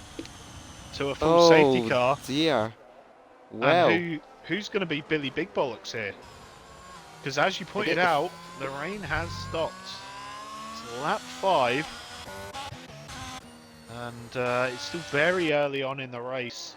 Can we see some drivers possibly go onto the dry tyres? It might be too early, but by the end of the safety car, you never know, as the leaders looking like no, it's not worth the risk for them then. but it is worth the risk for Revengezilla. Revengezilla's taking the risk here. Henkes is taking the risk, and Object Fungus as well. He's got to take this risk. Brookieman as well as Lizard King. So these 5 drivers, these 6 drivers actually, as Biddle is in the pits as well. Lexus chooses to stay out, and Arbon, after making that collision with Hirsch on the previous lap, a little bit of a blessing in disguise here for the Haas, and Hirsch making that pit stop onto those intermediates. I think he might be going onto a set of slicks also, as we're going to look through those drivers. Oh, Object! What's he done? Spun it out the pit lane. Object has spun it out of the pit lane. That's going to lose him a place to Brookieman. Yeah, I was going to say, I wouldn't be surprised to see Bidley come in. He did have front wing damage. He has put on... What? Bidley's got 5 lap old hard tyres? Well, that's got to be a visual glitch. Just checking for front wing damage on Object's car. It looks like he's got away with it, but he's gone onto the mediums, importantly. And I'll tell you what, it's going to be a big ask to get those to the end for the man in the Ferrari. Oh, looks like he was rather unceremoniously punted there by someone. I think it might have been Hirsch, in fact. One thing I haven't said is, haven't seen, is anyone possibly coming out of the pits, out of the booted out of the session. I haven't seen anyone. I'm hoping that's the case because it is Ali's my in job. the pits as well. Ali is deciding he's going to be the first driver up at the front to blink, and he's going to go onto a set of slicks. But surely, if he's got the broadcast up and he's listening to it, he must have heard what's happened to Object Fungus. No traction out of the pit lane, but Ali is onto a set of hards, and Lexus is following him in. But this is surely going to lose him a place here. But you see, Revengezilla he's almost driving on ice around that final corner. He just can't get any grip whatsoever. But up out of the pits now, Ali Ferrari. Revengezilla is going to jump Ali Ferrari here. And the Williams is now up into the points, and Ali, who was running in the podium places, is now down in 11th place. Yeah, of course, the worst thing about this at the moment, as Object Fungus is in the pits, so maybe he was carrying front wing damage there. The worst thing will be getting those tyres up to temperature, which I hasten to say will definitely not be easy in these track conditions. It will be a little bit easier if you're far further back. Of course, there is risk reward, being able to drive faster to get heat into your tyres, but having to drive faster to get heat into your tyres can be a dangerous prospect on a damp track on slicks. Especially if you're running on a hard, setting the hard compound tyres, that is going to be near enough, almost like completely slick conditions for these drivers, and will just keep the tyre graphic up for what could be the safety car restart if Object and Arbon do catch up to the field. If not, it will be one more lap behind the safety car, and we should get underway at the start of lap number 9 here in France. But we'll just as well, we'll have to keep an eye out as well for the likes of Hirsch and Lizard King, two drivers down the bottom end of the field, but haven't made, they haven't made the call to switch onto a set of slick tyres. But we're just looking as well here. Can the hards go to the end of the race from here? I don't think they can. I wonder if these dry compound tyre runners will have to make another pit stop, as we're seeing more of the dominoes fall as AMS Drive in the pits as well, TTV Lads and Fliniesta. So it's looking as well, at least some of these drivers will have to double stack, so that will lose them a little bit of time as well. But as more drivers enter the pit lane here, Revengezilla is just saying thank you very much for the free overtake. And the man who started down in 17th place for this race is up already into 6th place, and the first driver to go onto a set of slick tyres so far looking like he's making the most gains. But we will need to wait and see what the call is when we do get underway once more. And as well, we're looking to see Biddle on a set of mediums. So he's now committing to a two-stop race. AMS Drive now out behind Arbon. Fliniesta is out ahead of AMS Drive here. TTV Lads down in 13th place. And Lizard King and Hirsch, I think, having a bit of a friendly exchange there of places. But one driver this is really hurt here, this safety car, is Object Fungus down in 18th place. Of course, having that spin out of the pit lane, so that's going to lose him a lot of time in perspective to everyone else, as Hirsch getting a little bit antsy here, mate. I would give that place back to Lexus very quickly, and indeed he has. So lap 8 here in France under the safety car. We should hopefully get underway at the end of this lap. But the real interesting thing here is Klutschak and Poya, two drivers starting in the back end of the grid, haven't made the pit stop. So either these two will look very, very smart or very, very silly, along with Monkey Boy Kurt, Drobel and Notto up at the front. The top 5 in this race haven't made the switch onto slick tyres, and I think if I'm to give a bit of credit here, that track looks anything but dry. It still looks very, very greasy, David. Yeah, absolutely. I think it's always hard to tell how quickly the track is going to dry up. What I can say is still looks fairly cloudy above the Paul Ricard circuit. So I'm going to suggest that it's not going to dry out that fast, but we'll see probably within the first 2 sectors whether or not drivers have made the right or the wrong decision, as Nocco gets us back underway.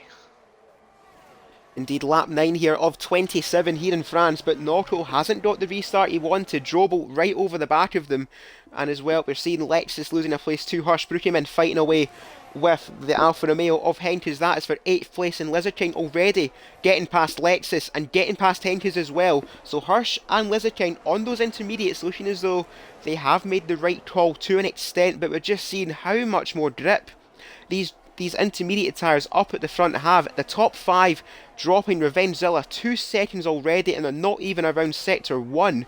So, but I am looking as well, that track is actually starting to dry up now rather quickly. So these drivers here on the intermediates have to make the most of this tyre before the transition to slicks. But at the same time as well, these drivers committing to staying out on the intermediates will have a set of fresh hard compound tyres to go to the end of this race. But with, I believe that is 19 laps to go here in France, as Biddle gets a 3-second penalty, and Lizard King has had another moment. He spun it out of turn 9.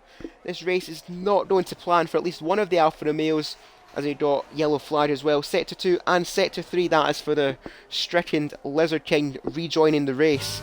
But up at the front as well, this track is getting very, very dry, and I wonder if this is going to be the call here. Notto dives into the pits, Drobel stays out, Monkey Boy Kurt in the pits as well, Poya in the pits, and Klutschak follows Poya in, almost slamming into the back of that McLaren. So Drobel is making the call here. He's staying out one more lap, but Revengezilla from absolutely nowhere is going to find himself up in 2nd place, and Ali Ferrari is now back up into 3rd, with Brookman now 4th. Lexus After starting at the back of the grid up in 5th place, then we've got TTV Lad, Ads, AMS Drive, Fliniesta and Henkes heckling that Aston Martin down the bottom end of the points. And with all of these pit stops and all the transition now to dry tyres, this field has had a complete revamp and a reshuffle.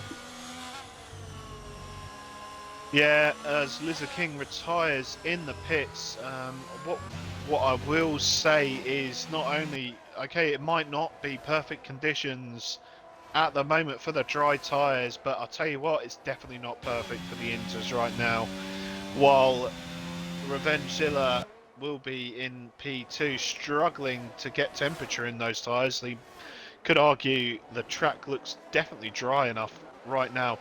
Drobel in front by 5.6 seconds. You see the delta slowly coming down across the lap. His tyres will be starting to scream. Those intermediate tyres, unlike in real life when they get David, I'm sorry, I'm going to cut in there. Ali Ferrari has had his first win of the race around turn 11, so the driver who was running up in 3rd is now dropped down towards 7th place, and his teammate Brookieman as well, picking up a 3-second penalty as Drobel enters the pits now, so he will have those fresher tyres to the end of the race. But Revengezilla on lap 10 here in France is going to take the lead here in Tier 1. Brookieman will move up into 2nd place, and with the fastest lap there for Revengezilla, it's definitely time for the 4 dry tyres, as we're having a game of hot potato here with the fastest lap as Biddle takes it now.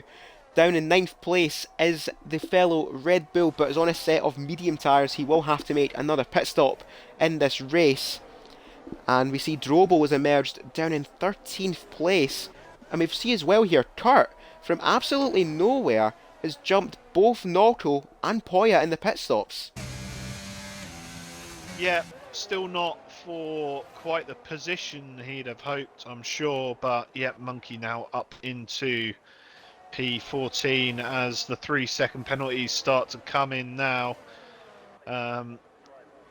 See Revengezilla at the front. He's got himself a nice 3.5 second gap at the moment. Of course, that is effectively a 6.5 to Brookie, but Lexus right behind, as Object Fungus is going very slow.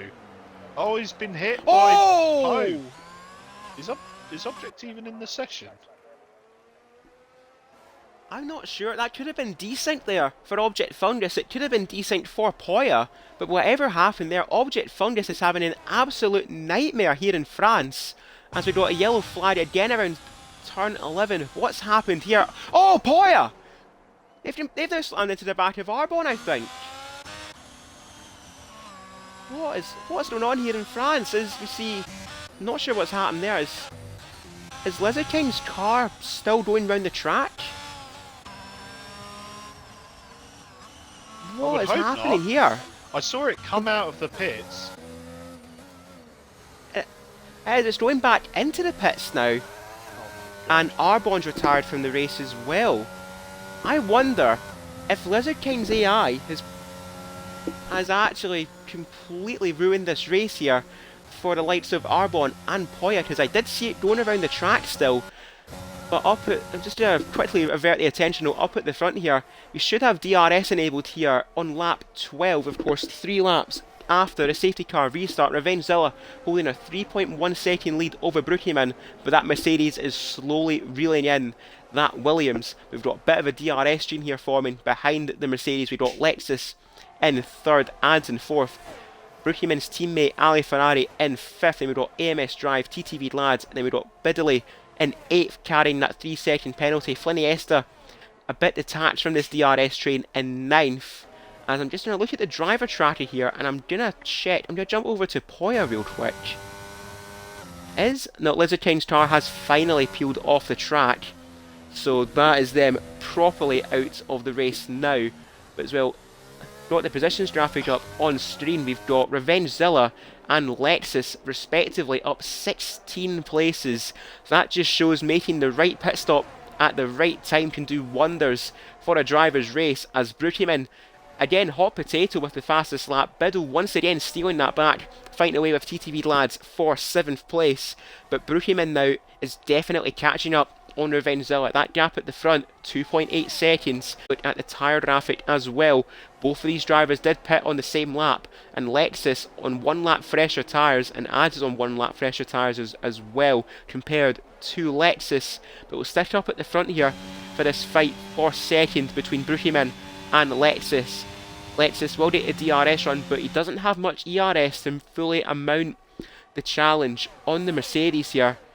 And I think Brookieman is running a much lower setup here as further back. Biddle and TTV Lads fighting away up to the chicane, and the Red Bull has dropped past the Aston Martin, so that's Biddle up into 7th place. But Lexus, a very poor exit out of that chicane. That was going to allow FRA Ads to go down the inside and in towards turn 10 and just completely down towards traction there. Ads has dropped past the Red Bull. Lexus trying to fight back here around turn 11, but he's just not going to be able to do it. But Brookieman pulling along this train of cars very nicely. He's gained half a second to Revengezilla on this lap alone. Yeah, and it's the dream might be over within the next 5 or 10 laps, but I'm sure at the moment Revengezilla will relish his position at the moment. Interestingly, yes, as you pointed out, Bidley getting past TTV Glads, he is importantly on the medium set of tyres, so maybe he's either gambling on a late safety car or maybe he thinks he can take those mediums to the end. It'll be a big ask either way, but he's got to make these laps with the mediums count, and he's currently just 2 seconds behind AMS Drive. We'll keep an eye on that delta, but we'll look at Ads, who's looking at the back of Brookieman. Indeed we will. One AlphaTauri chasing after the Mercedes, another AlphaTauri mounting a challenge on the Mercedes, and right around the outside goes Ads on Brookieman, and that is now the AlphaTauri, at least one of the AlphaTauris getting past a Mercedes. But Brookieman is going to try and fight back here against FRA Ads down towards turn 10. Brookieman almost pushing that AlphaTauri. Ads having to defend to the inside there around turn 11. That's going to push him a little bit wide here. Brookieman looking for a cutback on the exit, but he's just got to back off on that occasion. But even with this fighting for second place, we're looking as well here. AMS Drive is caught right up to the back of this Stew, almost pushing Ali Ferrari, and he's been spun round as well. Don't know what's happening to FRA Ads. He might have just gotten the power a little bit too soon there, and has been spun round through his own input, and that's going to drop him down into a fight with Fliniesta, but to the inside for AMS Drive. That's going to defend his position for now, but he will have the mercy of that Aston Martin behind and the DRS advantage for Fliniesta to help inflict further damage to AMS Drive, and indeed he will. Fliniesta moves up into 8th place, and a free position as well for Biddle and TTV Glads. 2.4 seconds behind this lead group soon, but FRA Ads up at the front. 1.3 seconds between him and Revengezilla, so we know how good Revengezilla can be at defending his position, and it looks as though he's got to break out his arsenal very, very soon. Yeah, Zilla, interestingly, he's at 74% ERS, so he's doing very well in terms of conservation, and that will definitely help him out when it comes to defending from Ads' DRS, which I'm sure won't be too long until he has it. Adds to only on 20% ERS. And Ali Ferrari up into 4th place there, getting past Lexus, who's just slowly dropping down the order. AMS Drive now having a fight with Fliniesta, looking to respond, and we see there from the grandstand shot there, thank you Codemasters, we see AMS Drive to the inside of Fliniesta in towards turn 11, and AMS Drive has at least gained 1 position back from the 3 he lost. Next up for him will be the sister Aston Martin of TTV Lads, but 1.3 seconds ahead, 1.2 seconds now. AMS Drive does have some pace on him, but he's just not in the DRS range, so that's going to hinder him a little bit. But as well, we're going to keep an eye out on Biddle on those medium compound tyres, 8 lap old mediums, and I know Biddle is very happy the way I just said medium, you're welcome. Anyway, On 8-lap old tyres here, he's keeping up at least with his teammate Lexus, despite Lexus getting caught up in this DRS train, which Brookieman is slowly getting detached from. But we're going to jump up to the main battle here, the battle for first. Revengezilla and FRA ads. We did mention as well, David, that Revengezilla does have a lot more of his battery at his disposal here to defend against the Alpha Tauri, and it does seem like we'll jump on board here with FRA ads repping the fishy helmet. A bit later on the brakes there, he just doesn't quite get the opportunity in towards the chicane, but he's going to have a lot of ERS at his disposal. Revengezilla dumping a lot of his ERS as well, having to defend against the Alpha Tauri, but around turn 10, Revengezilla at least fends off his attack for now, but that gap between the pair of them is barely a tenth of a second, as around turn 11 we go, and Poya has retired from the race. They're going to call it there early, and I'm going to jump as well here. I think Brookieman's had a spin. Indeed, Brookieman has had another spin around turn 11, the second of the Mercedes to have a moment around turn number 11. That's going to demote him right down outside of the points. He's now behind Drobo, who's moved up into the points in retrospective, but up at the front, Revengezilla, I think his defence is looking a little bit short-staffed here. He's just not quite pulling away from FRA ads, but Ali Ferrari now getting past Lexus, and he's now back up into the podium places as well. But all these drivers, oh, Biddle! Oh, I could see Poe's car come out of the pits there, and I was thinking that's going to be dangerous, and it looks like Biddle's had an off on the right-hand side. Yeah, I'm going to put that down to Poe's retired AI car getting in the way, and there you go. That's another safety car. Oh, Bidley. Oh my God. He must have had no time on that Delta. Come on, game. What is that? This game is just awful. Ironically, if ghosting was on like it was originally, we wouldn't have had this safety car. We wouldn't have had that incident. Oh dear. But to mention as well, how Object Fungus, it was doing so well for them for the first half of the season, but round 12 here in France, it's been an absolute nightmare, horror show. It's been a never-ending nightmare for Object Fungus. Everything that's been through their way has definitely impacted the Ferrari, and now a drive-through penalty. That's now almost certainly ruin his chances of points. We're going to look as well up at the front here. Revengezilla is coming into the pits. FRA ads almost getting a speeding penalty. And Ali Ferrari as well. Did he tap the back of Lexus? I'm not too sure. And I think that answers it. Lexus has a 5-second penalty for hitting Ali Ferrari. Brookieman's got a drive-through penalty as well. Oh, what is this? What this game is going on with the Deltas? God awful. Let's have a look. We see as well, Fliniesta, who started last in this race, is now up into the lead. Revengezilla in second place, but is on a set of soft compound tyres to the end. FRA ads is going to be on a set of medium compound tyres, along with Lexus in fourth. TTV lads will exit the pits in fifth on a set of softs. Then we've got Ali, Henkes, Drobo got a 5-second penalty as well in all of that commotion with Brookieman. He's on the mediums as well. Brookieman on the softs, but is carrying a drive-through penalty somehow, despite going into the pit lane. And Norco into... Oh, Flynn! What on earth has he done? Flynn, how have you done that?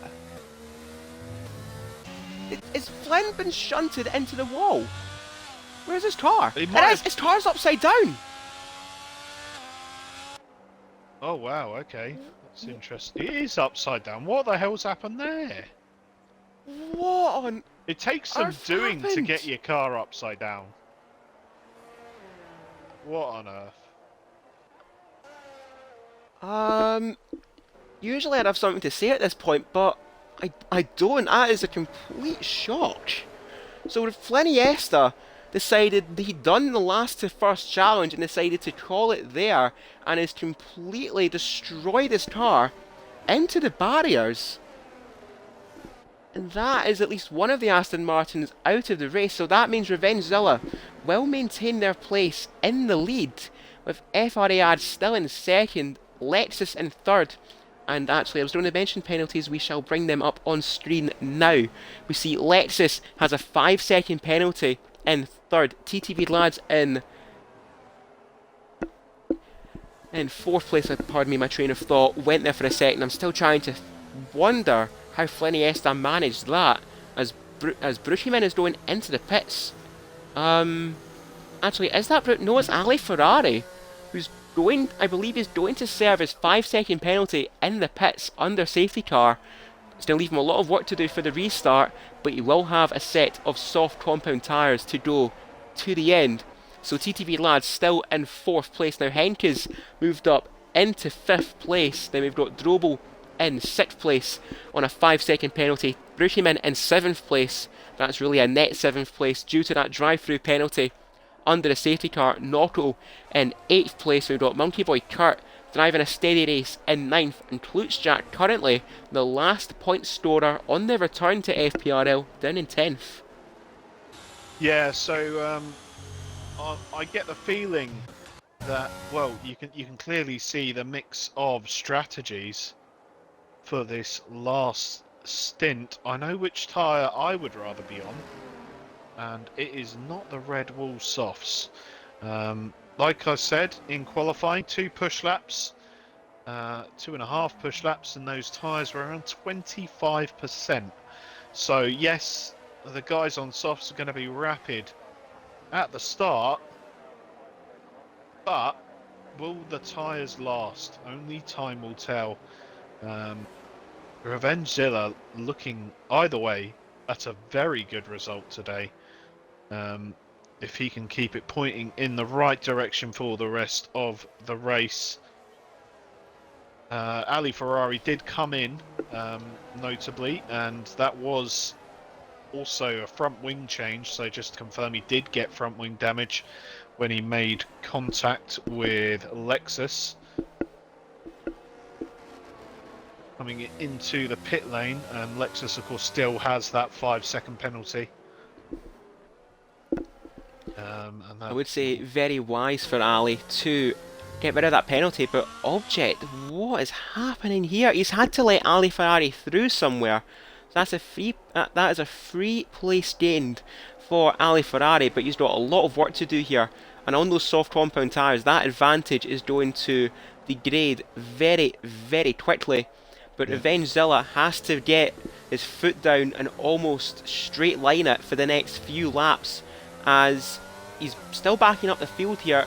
Fariad thought he got a jump on him, he thought he got a jump on him again, but Revengezilla almost faking out Fariad's twice there. That's going to allow Lexus and TTV Lads to get a jump on the Alpha Tauri.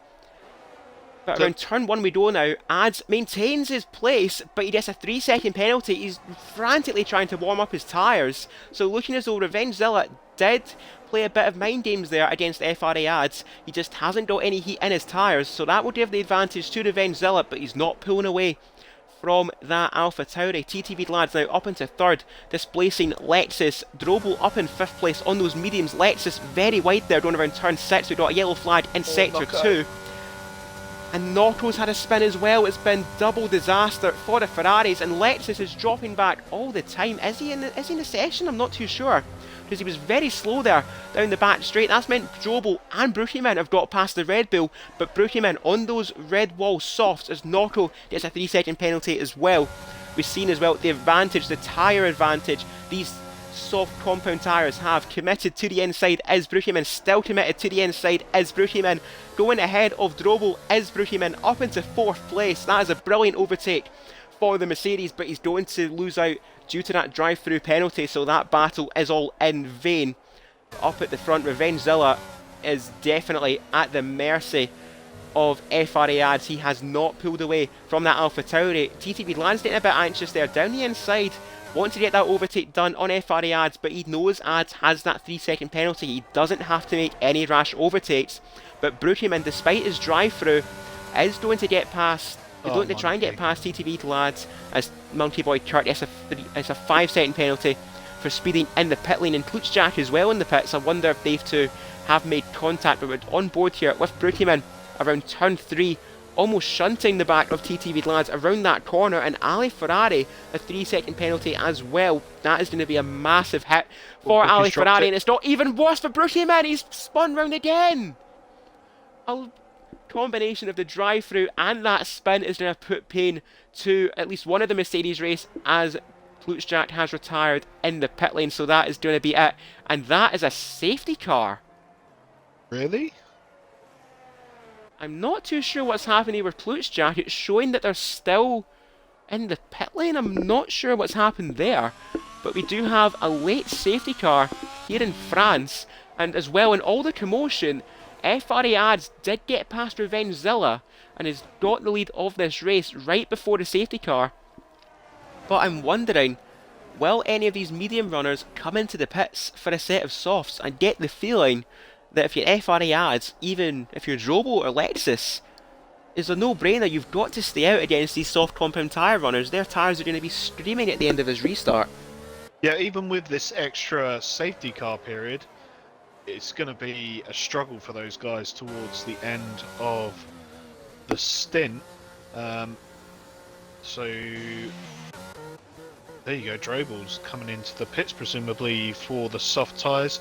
On the restart of the old safety car, of the last safety car, I will say that Object Fungus dove straight into the pits. However, the game was not on his side, and it chose to pit him instead. So he's gotten very lucky with this late safety car, and he does have a fresh set of softs to keep him going. Monkey Boy coming into the pits, then presumably getting rid of that 5-second penalty. Brookie Min won't be able to serve his drive-through. Oh dear. He's gonna have to serve it on lap. Well, presumably, I wouldn't even risk it. I'd go on the lap after the safety car restart, personally. Yeah. As I'm actually looking here at the Twitch chat, it seems as though Squid has the answer as to what on earth happened to Fliniesta's car. Apparently saying that it's on the main Discord server, and I believe it is. It's under the... It's actually sent a link in the members lounge and also in the GIF lounge too. So we'll check that out after the race in case anything rash is said on the commentary box. But we should have one more lap under the safety car here in France for a very climactic 4-lap sprint to the end, with FRA Ads in first. However, that 3-second penalty is like a dark shadow over FRA Ads. He's got to try and escape the clutches of Revengezilla and TTV Glads, or even Lexus as well. But Lexus carrying a 5-second penalty, and Henkes, he's spun round as well and damaged his front wing. Oh, Tier 1 are struggling massively in the traction zones here, and Lexus not wasting any time. He's actually in the pits. This has got to be for a set of softs. Yeah, you can't see anything but the softs going on from this point for any driver looking to pit. And yeah, it just seems like I'm very anxious to get. Hopefully, we might be able to get a first-person view of what happened to Flynn. But apparently, he's just driving nicely behind the safety car. The next thing he knows, he's doing 200 mile an hour upside down facing a wall. So, you know, I'm sure there's a perfectly reasonable explanation for that, and I'm sure it's nothing to do with this game being a horrendously glitchy mess.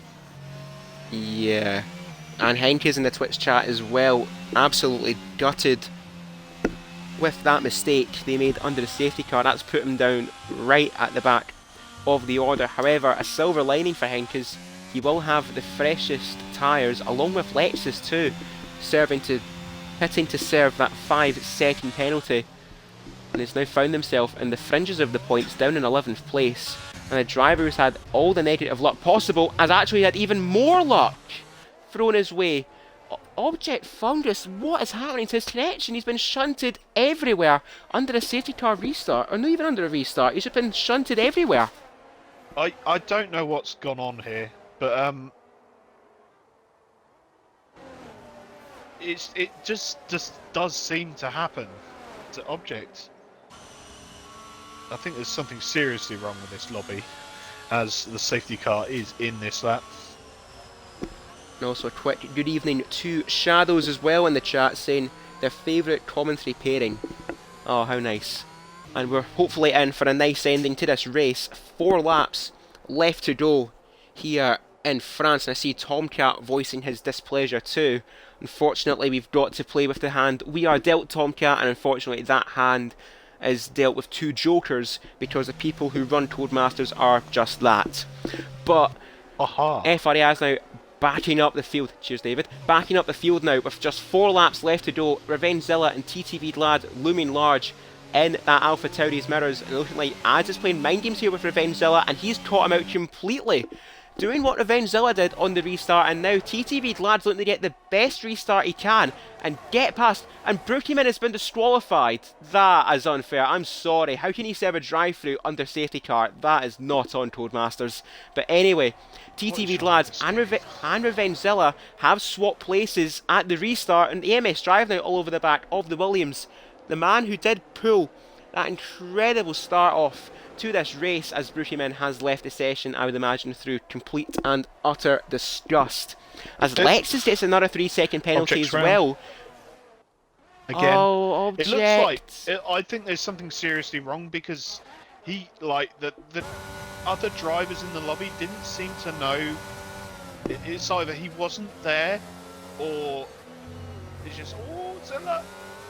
Yeah, it just seems like there's something wrong. Objects is just being manhandled. Is this Tier 1 getting their own back for the first half of the season?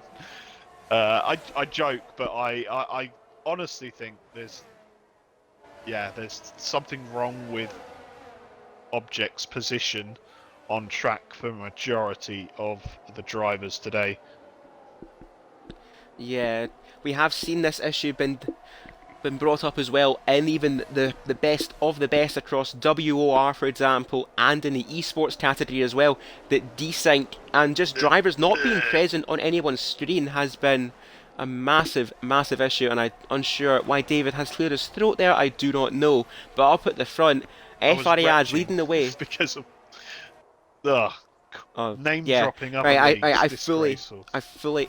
Well, of course I'm going to mention the esports category. I'm not too sure about the other one, but for reference points we will have to bring that up. Anyway, I'll bring up as well FREI 2.1 seconds clear of TTV Lads in second place, and that 3-second penalty that Ads is carrying is potentially going to haunt them if TTV Lads can just hold on for another 3 laps here in France. We've got AMS Drive in third. The potential here for an Alpha Tauri 1-2 here in France is very much on, and a overtake is on here for Nocco Igot, the man who's had a very quiet race after making that early change to slicks. Finds himself up in 4th, and Revengezilla, I think those softs are just slowly starting to fall away. He's just dropping all the time down the order, and now Ali Ferrari getting past the Williams as well. Ali Ferrari on a recovery drive after making 2 pit stops on both occasions, emerging behind Revengezilla, but now finally has that Williams in his rear view mirror, and also looking to add a Ferrari to that rear view mirror as well. To the inside goes Ali Ferrari, now around the outside for turn 12, on board with the Mercedes.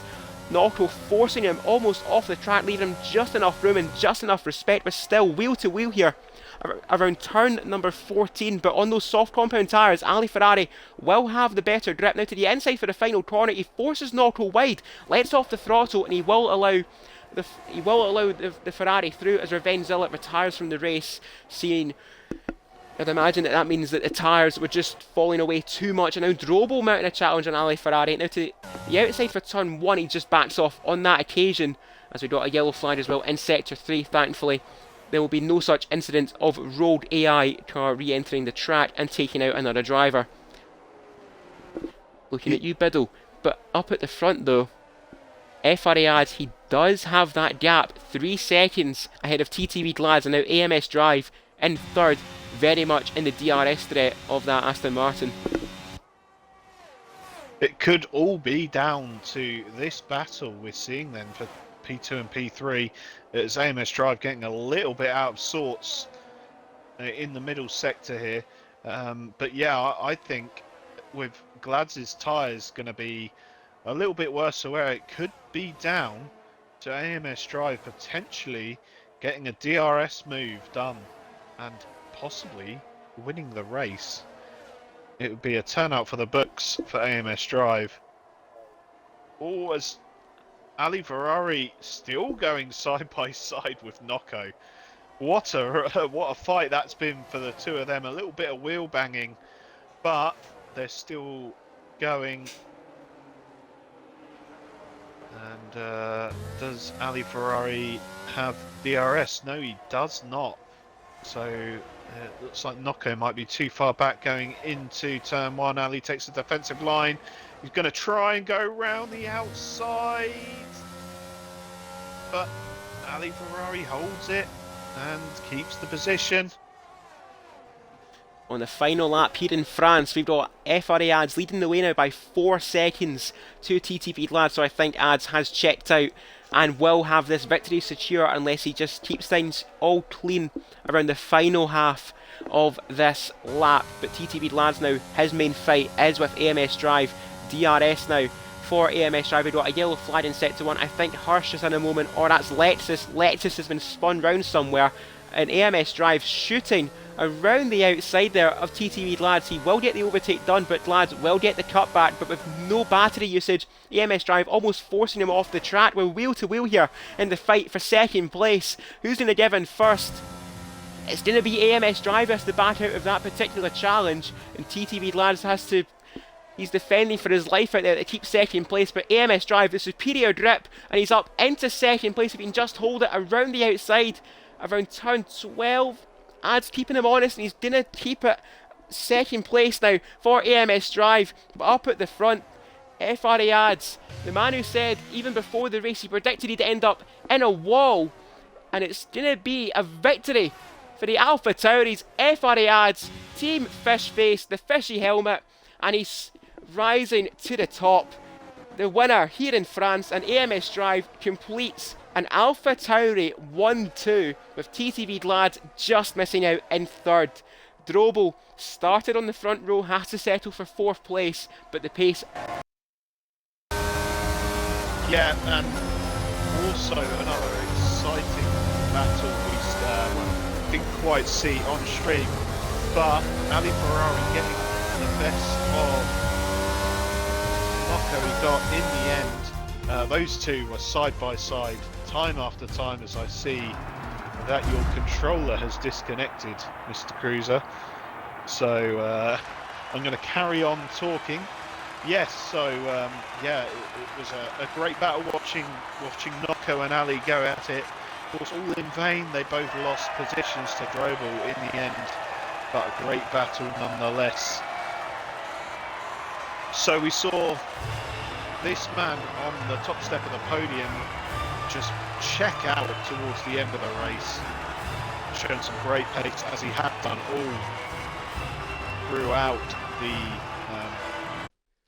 all throughout tonight's session. And there you have it then. 26 points for Ads 2. And surely at this point he's going to be pushing for the promotion to Ads 1. We'll see what Collateral Ads says about that after his dreadful performance tonight. I think you're back with me now, Cruiser. Yes, ladies and gentlemen, do apologise. It turns out my batteries died as the podium celebrations were beginning. So, if we can get a fraud alert in the chat for me, that would be absolutely lovely. But I'm sure what is also lovely is the sight of an Alpha Tauri 1-2. The team from Monza. It's been a tempo. He's using Monza a tempo of speed, but I'm pretty sure both FRA Ads and AMS Drive are having a sweet taste of champagne, and TTV Lads in third also. So I'll tell you what, we've got quite a few candidates here for our driver of the day vote, but we will get to that at the end of the broadcast. A very lengthy broadcast, might I add, approaching nearly 2 hours, which has been quite the achievement. But we shall get our drivers in for post-race interviews, and Nigel already beginning the antics of saying Fliniesta should get driver of the day. Oh dear. Anyway, we shall leave the lobby and hopefully get our top 3 in this evening, which will be TTV Lads, AMS Drive, and tonight's winner, Ads 2. And I don't care about Japanese Grand Prix facts, I just want to get the cars up on screen. And we shall begin with the Aston Martin.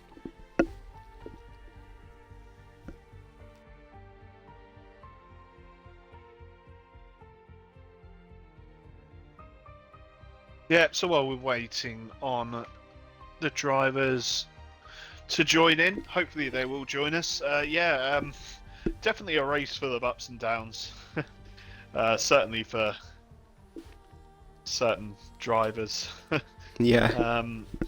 I do wonder, in the back of my mind, how many drive-throughs Brookie had. Because to disqualify someone with 3 laps to go for 1 drive-through, that would be absolutely, well, shocking. Nothing else to say but shocking. I've just realised, right, What? that I am on COCOMs tonight. Therefore, it is my job to get the podium sitters in the party. Oh, you melon. Oh, what a melon. Can we get a fraud alert in chat as well for Mr. David Lawface? Yeah. I don't remember who else was on the... Well, AMS Drive is here, and I believe the other 2 were TTV Lads and Ads 2. That's 2. There you go. I found them in the list. Way. And TTV Lads.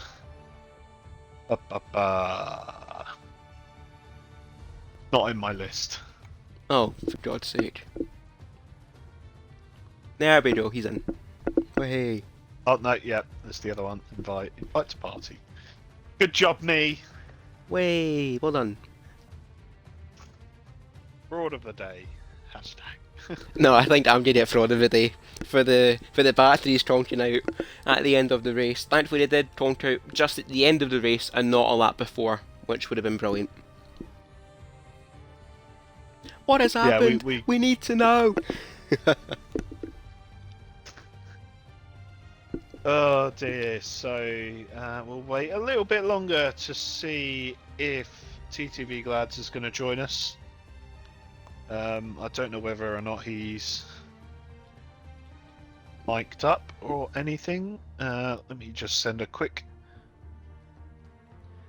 Discord message.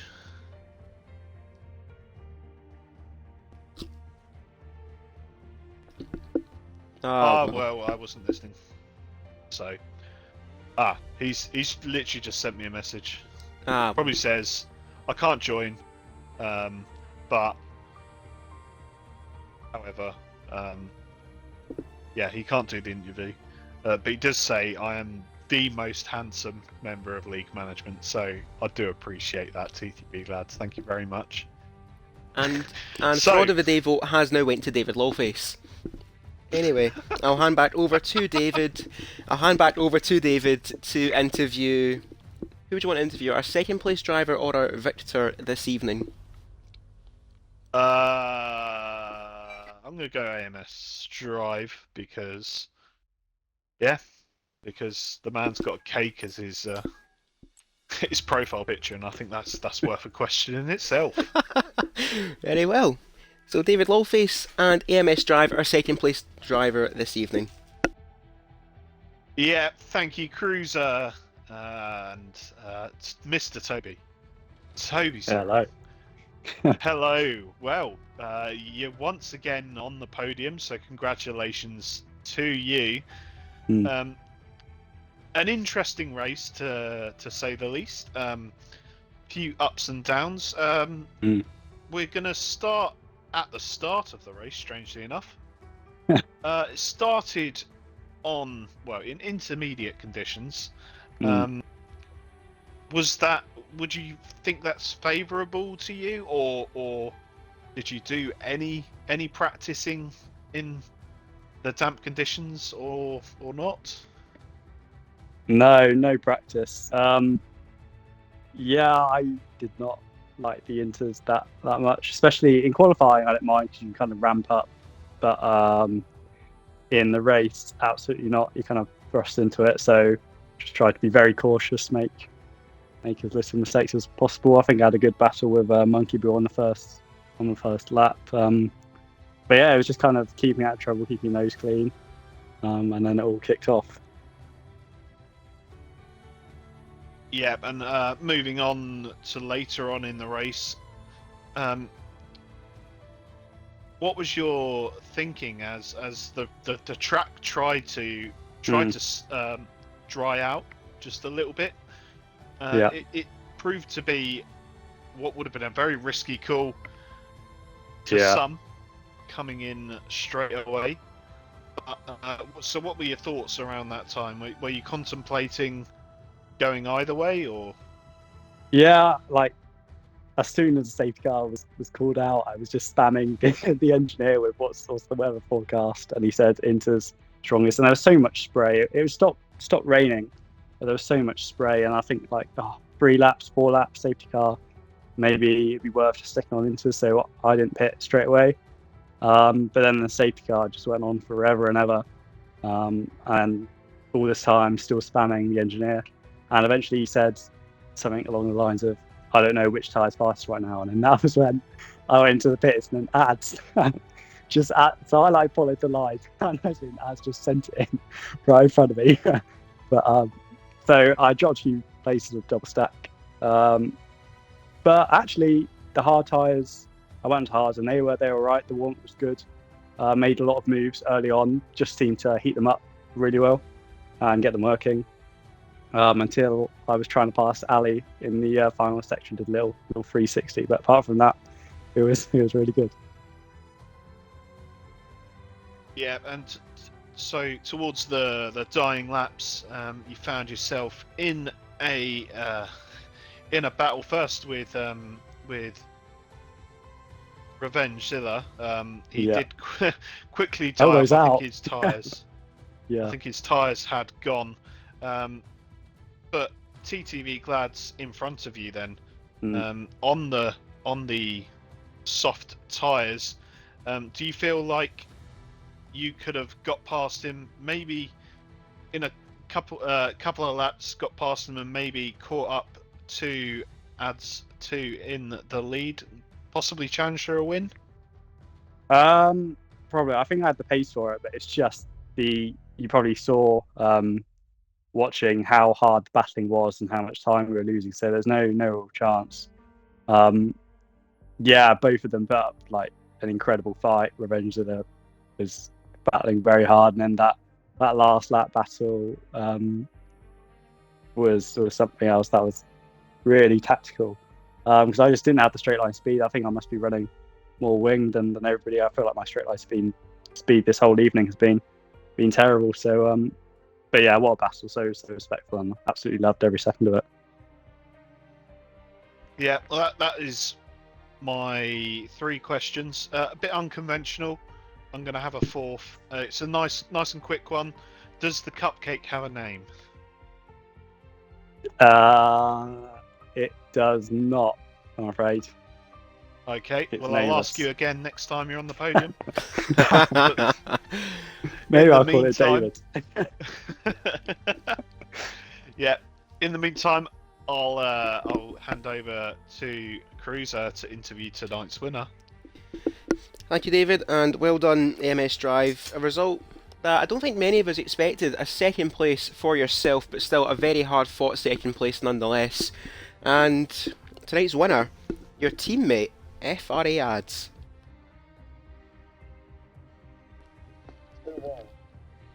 Indeed it has, because, forgive me for saying this, but I don't remember the last time you actually won a race in FPRL. I don't even know if I was here. If anyone can bring up the catalogue of, or the history books for that, please let us know when FRAR's last victory was, but still, your first victory in quite a while, and I'm sure this one feels a little bit special.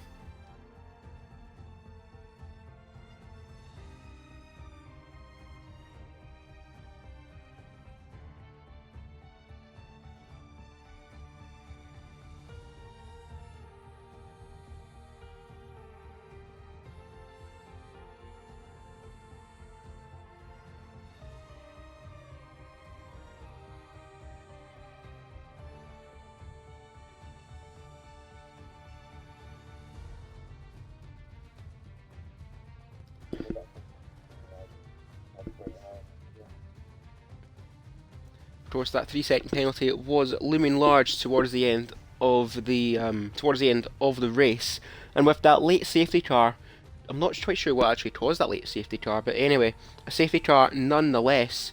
Were you ever tempted to pit for softs, or were you committed to staying out on the mediums? Because people behind you were looking to like Lexus, and I believe Drobel and Ali Ferrari made that pit stop onto a set of softs for the final stint to the end. So did you have any concerns about the pace around you and how quickly Ali, for example, would have caught you up, or do you feel comfortable on the mediums?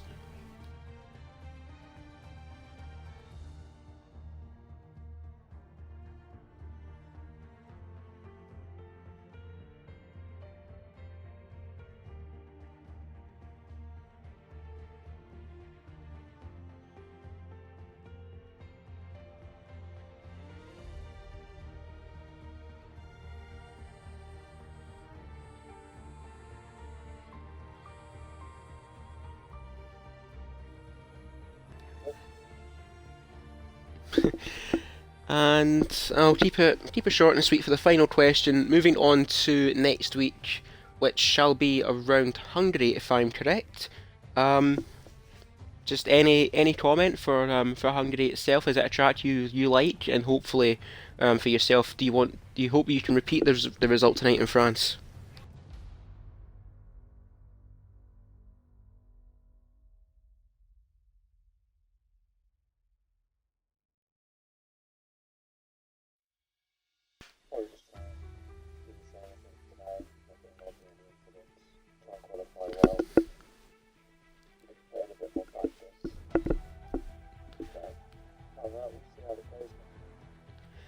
Indeed, and that will need to be the case, because that is it for tonight in FPRL and our Tier 1 race around France.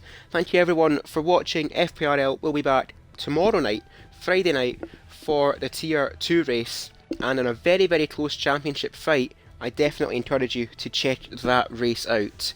And also FPRL will be back this Sunday for the penultimate round of our Formula 2 Championship, where I believe we head off to China.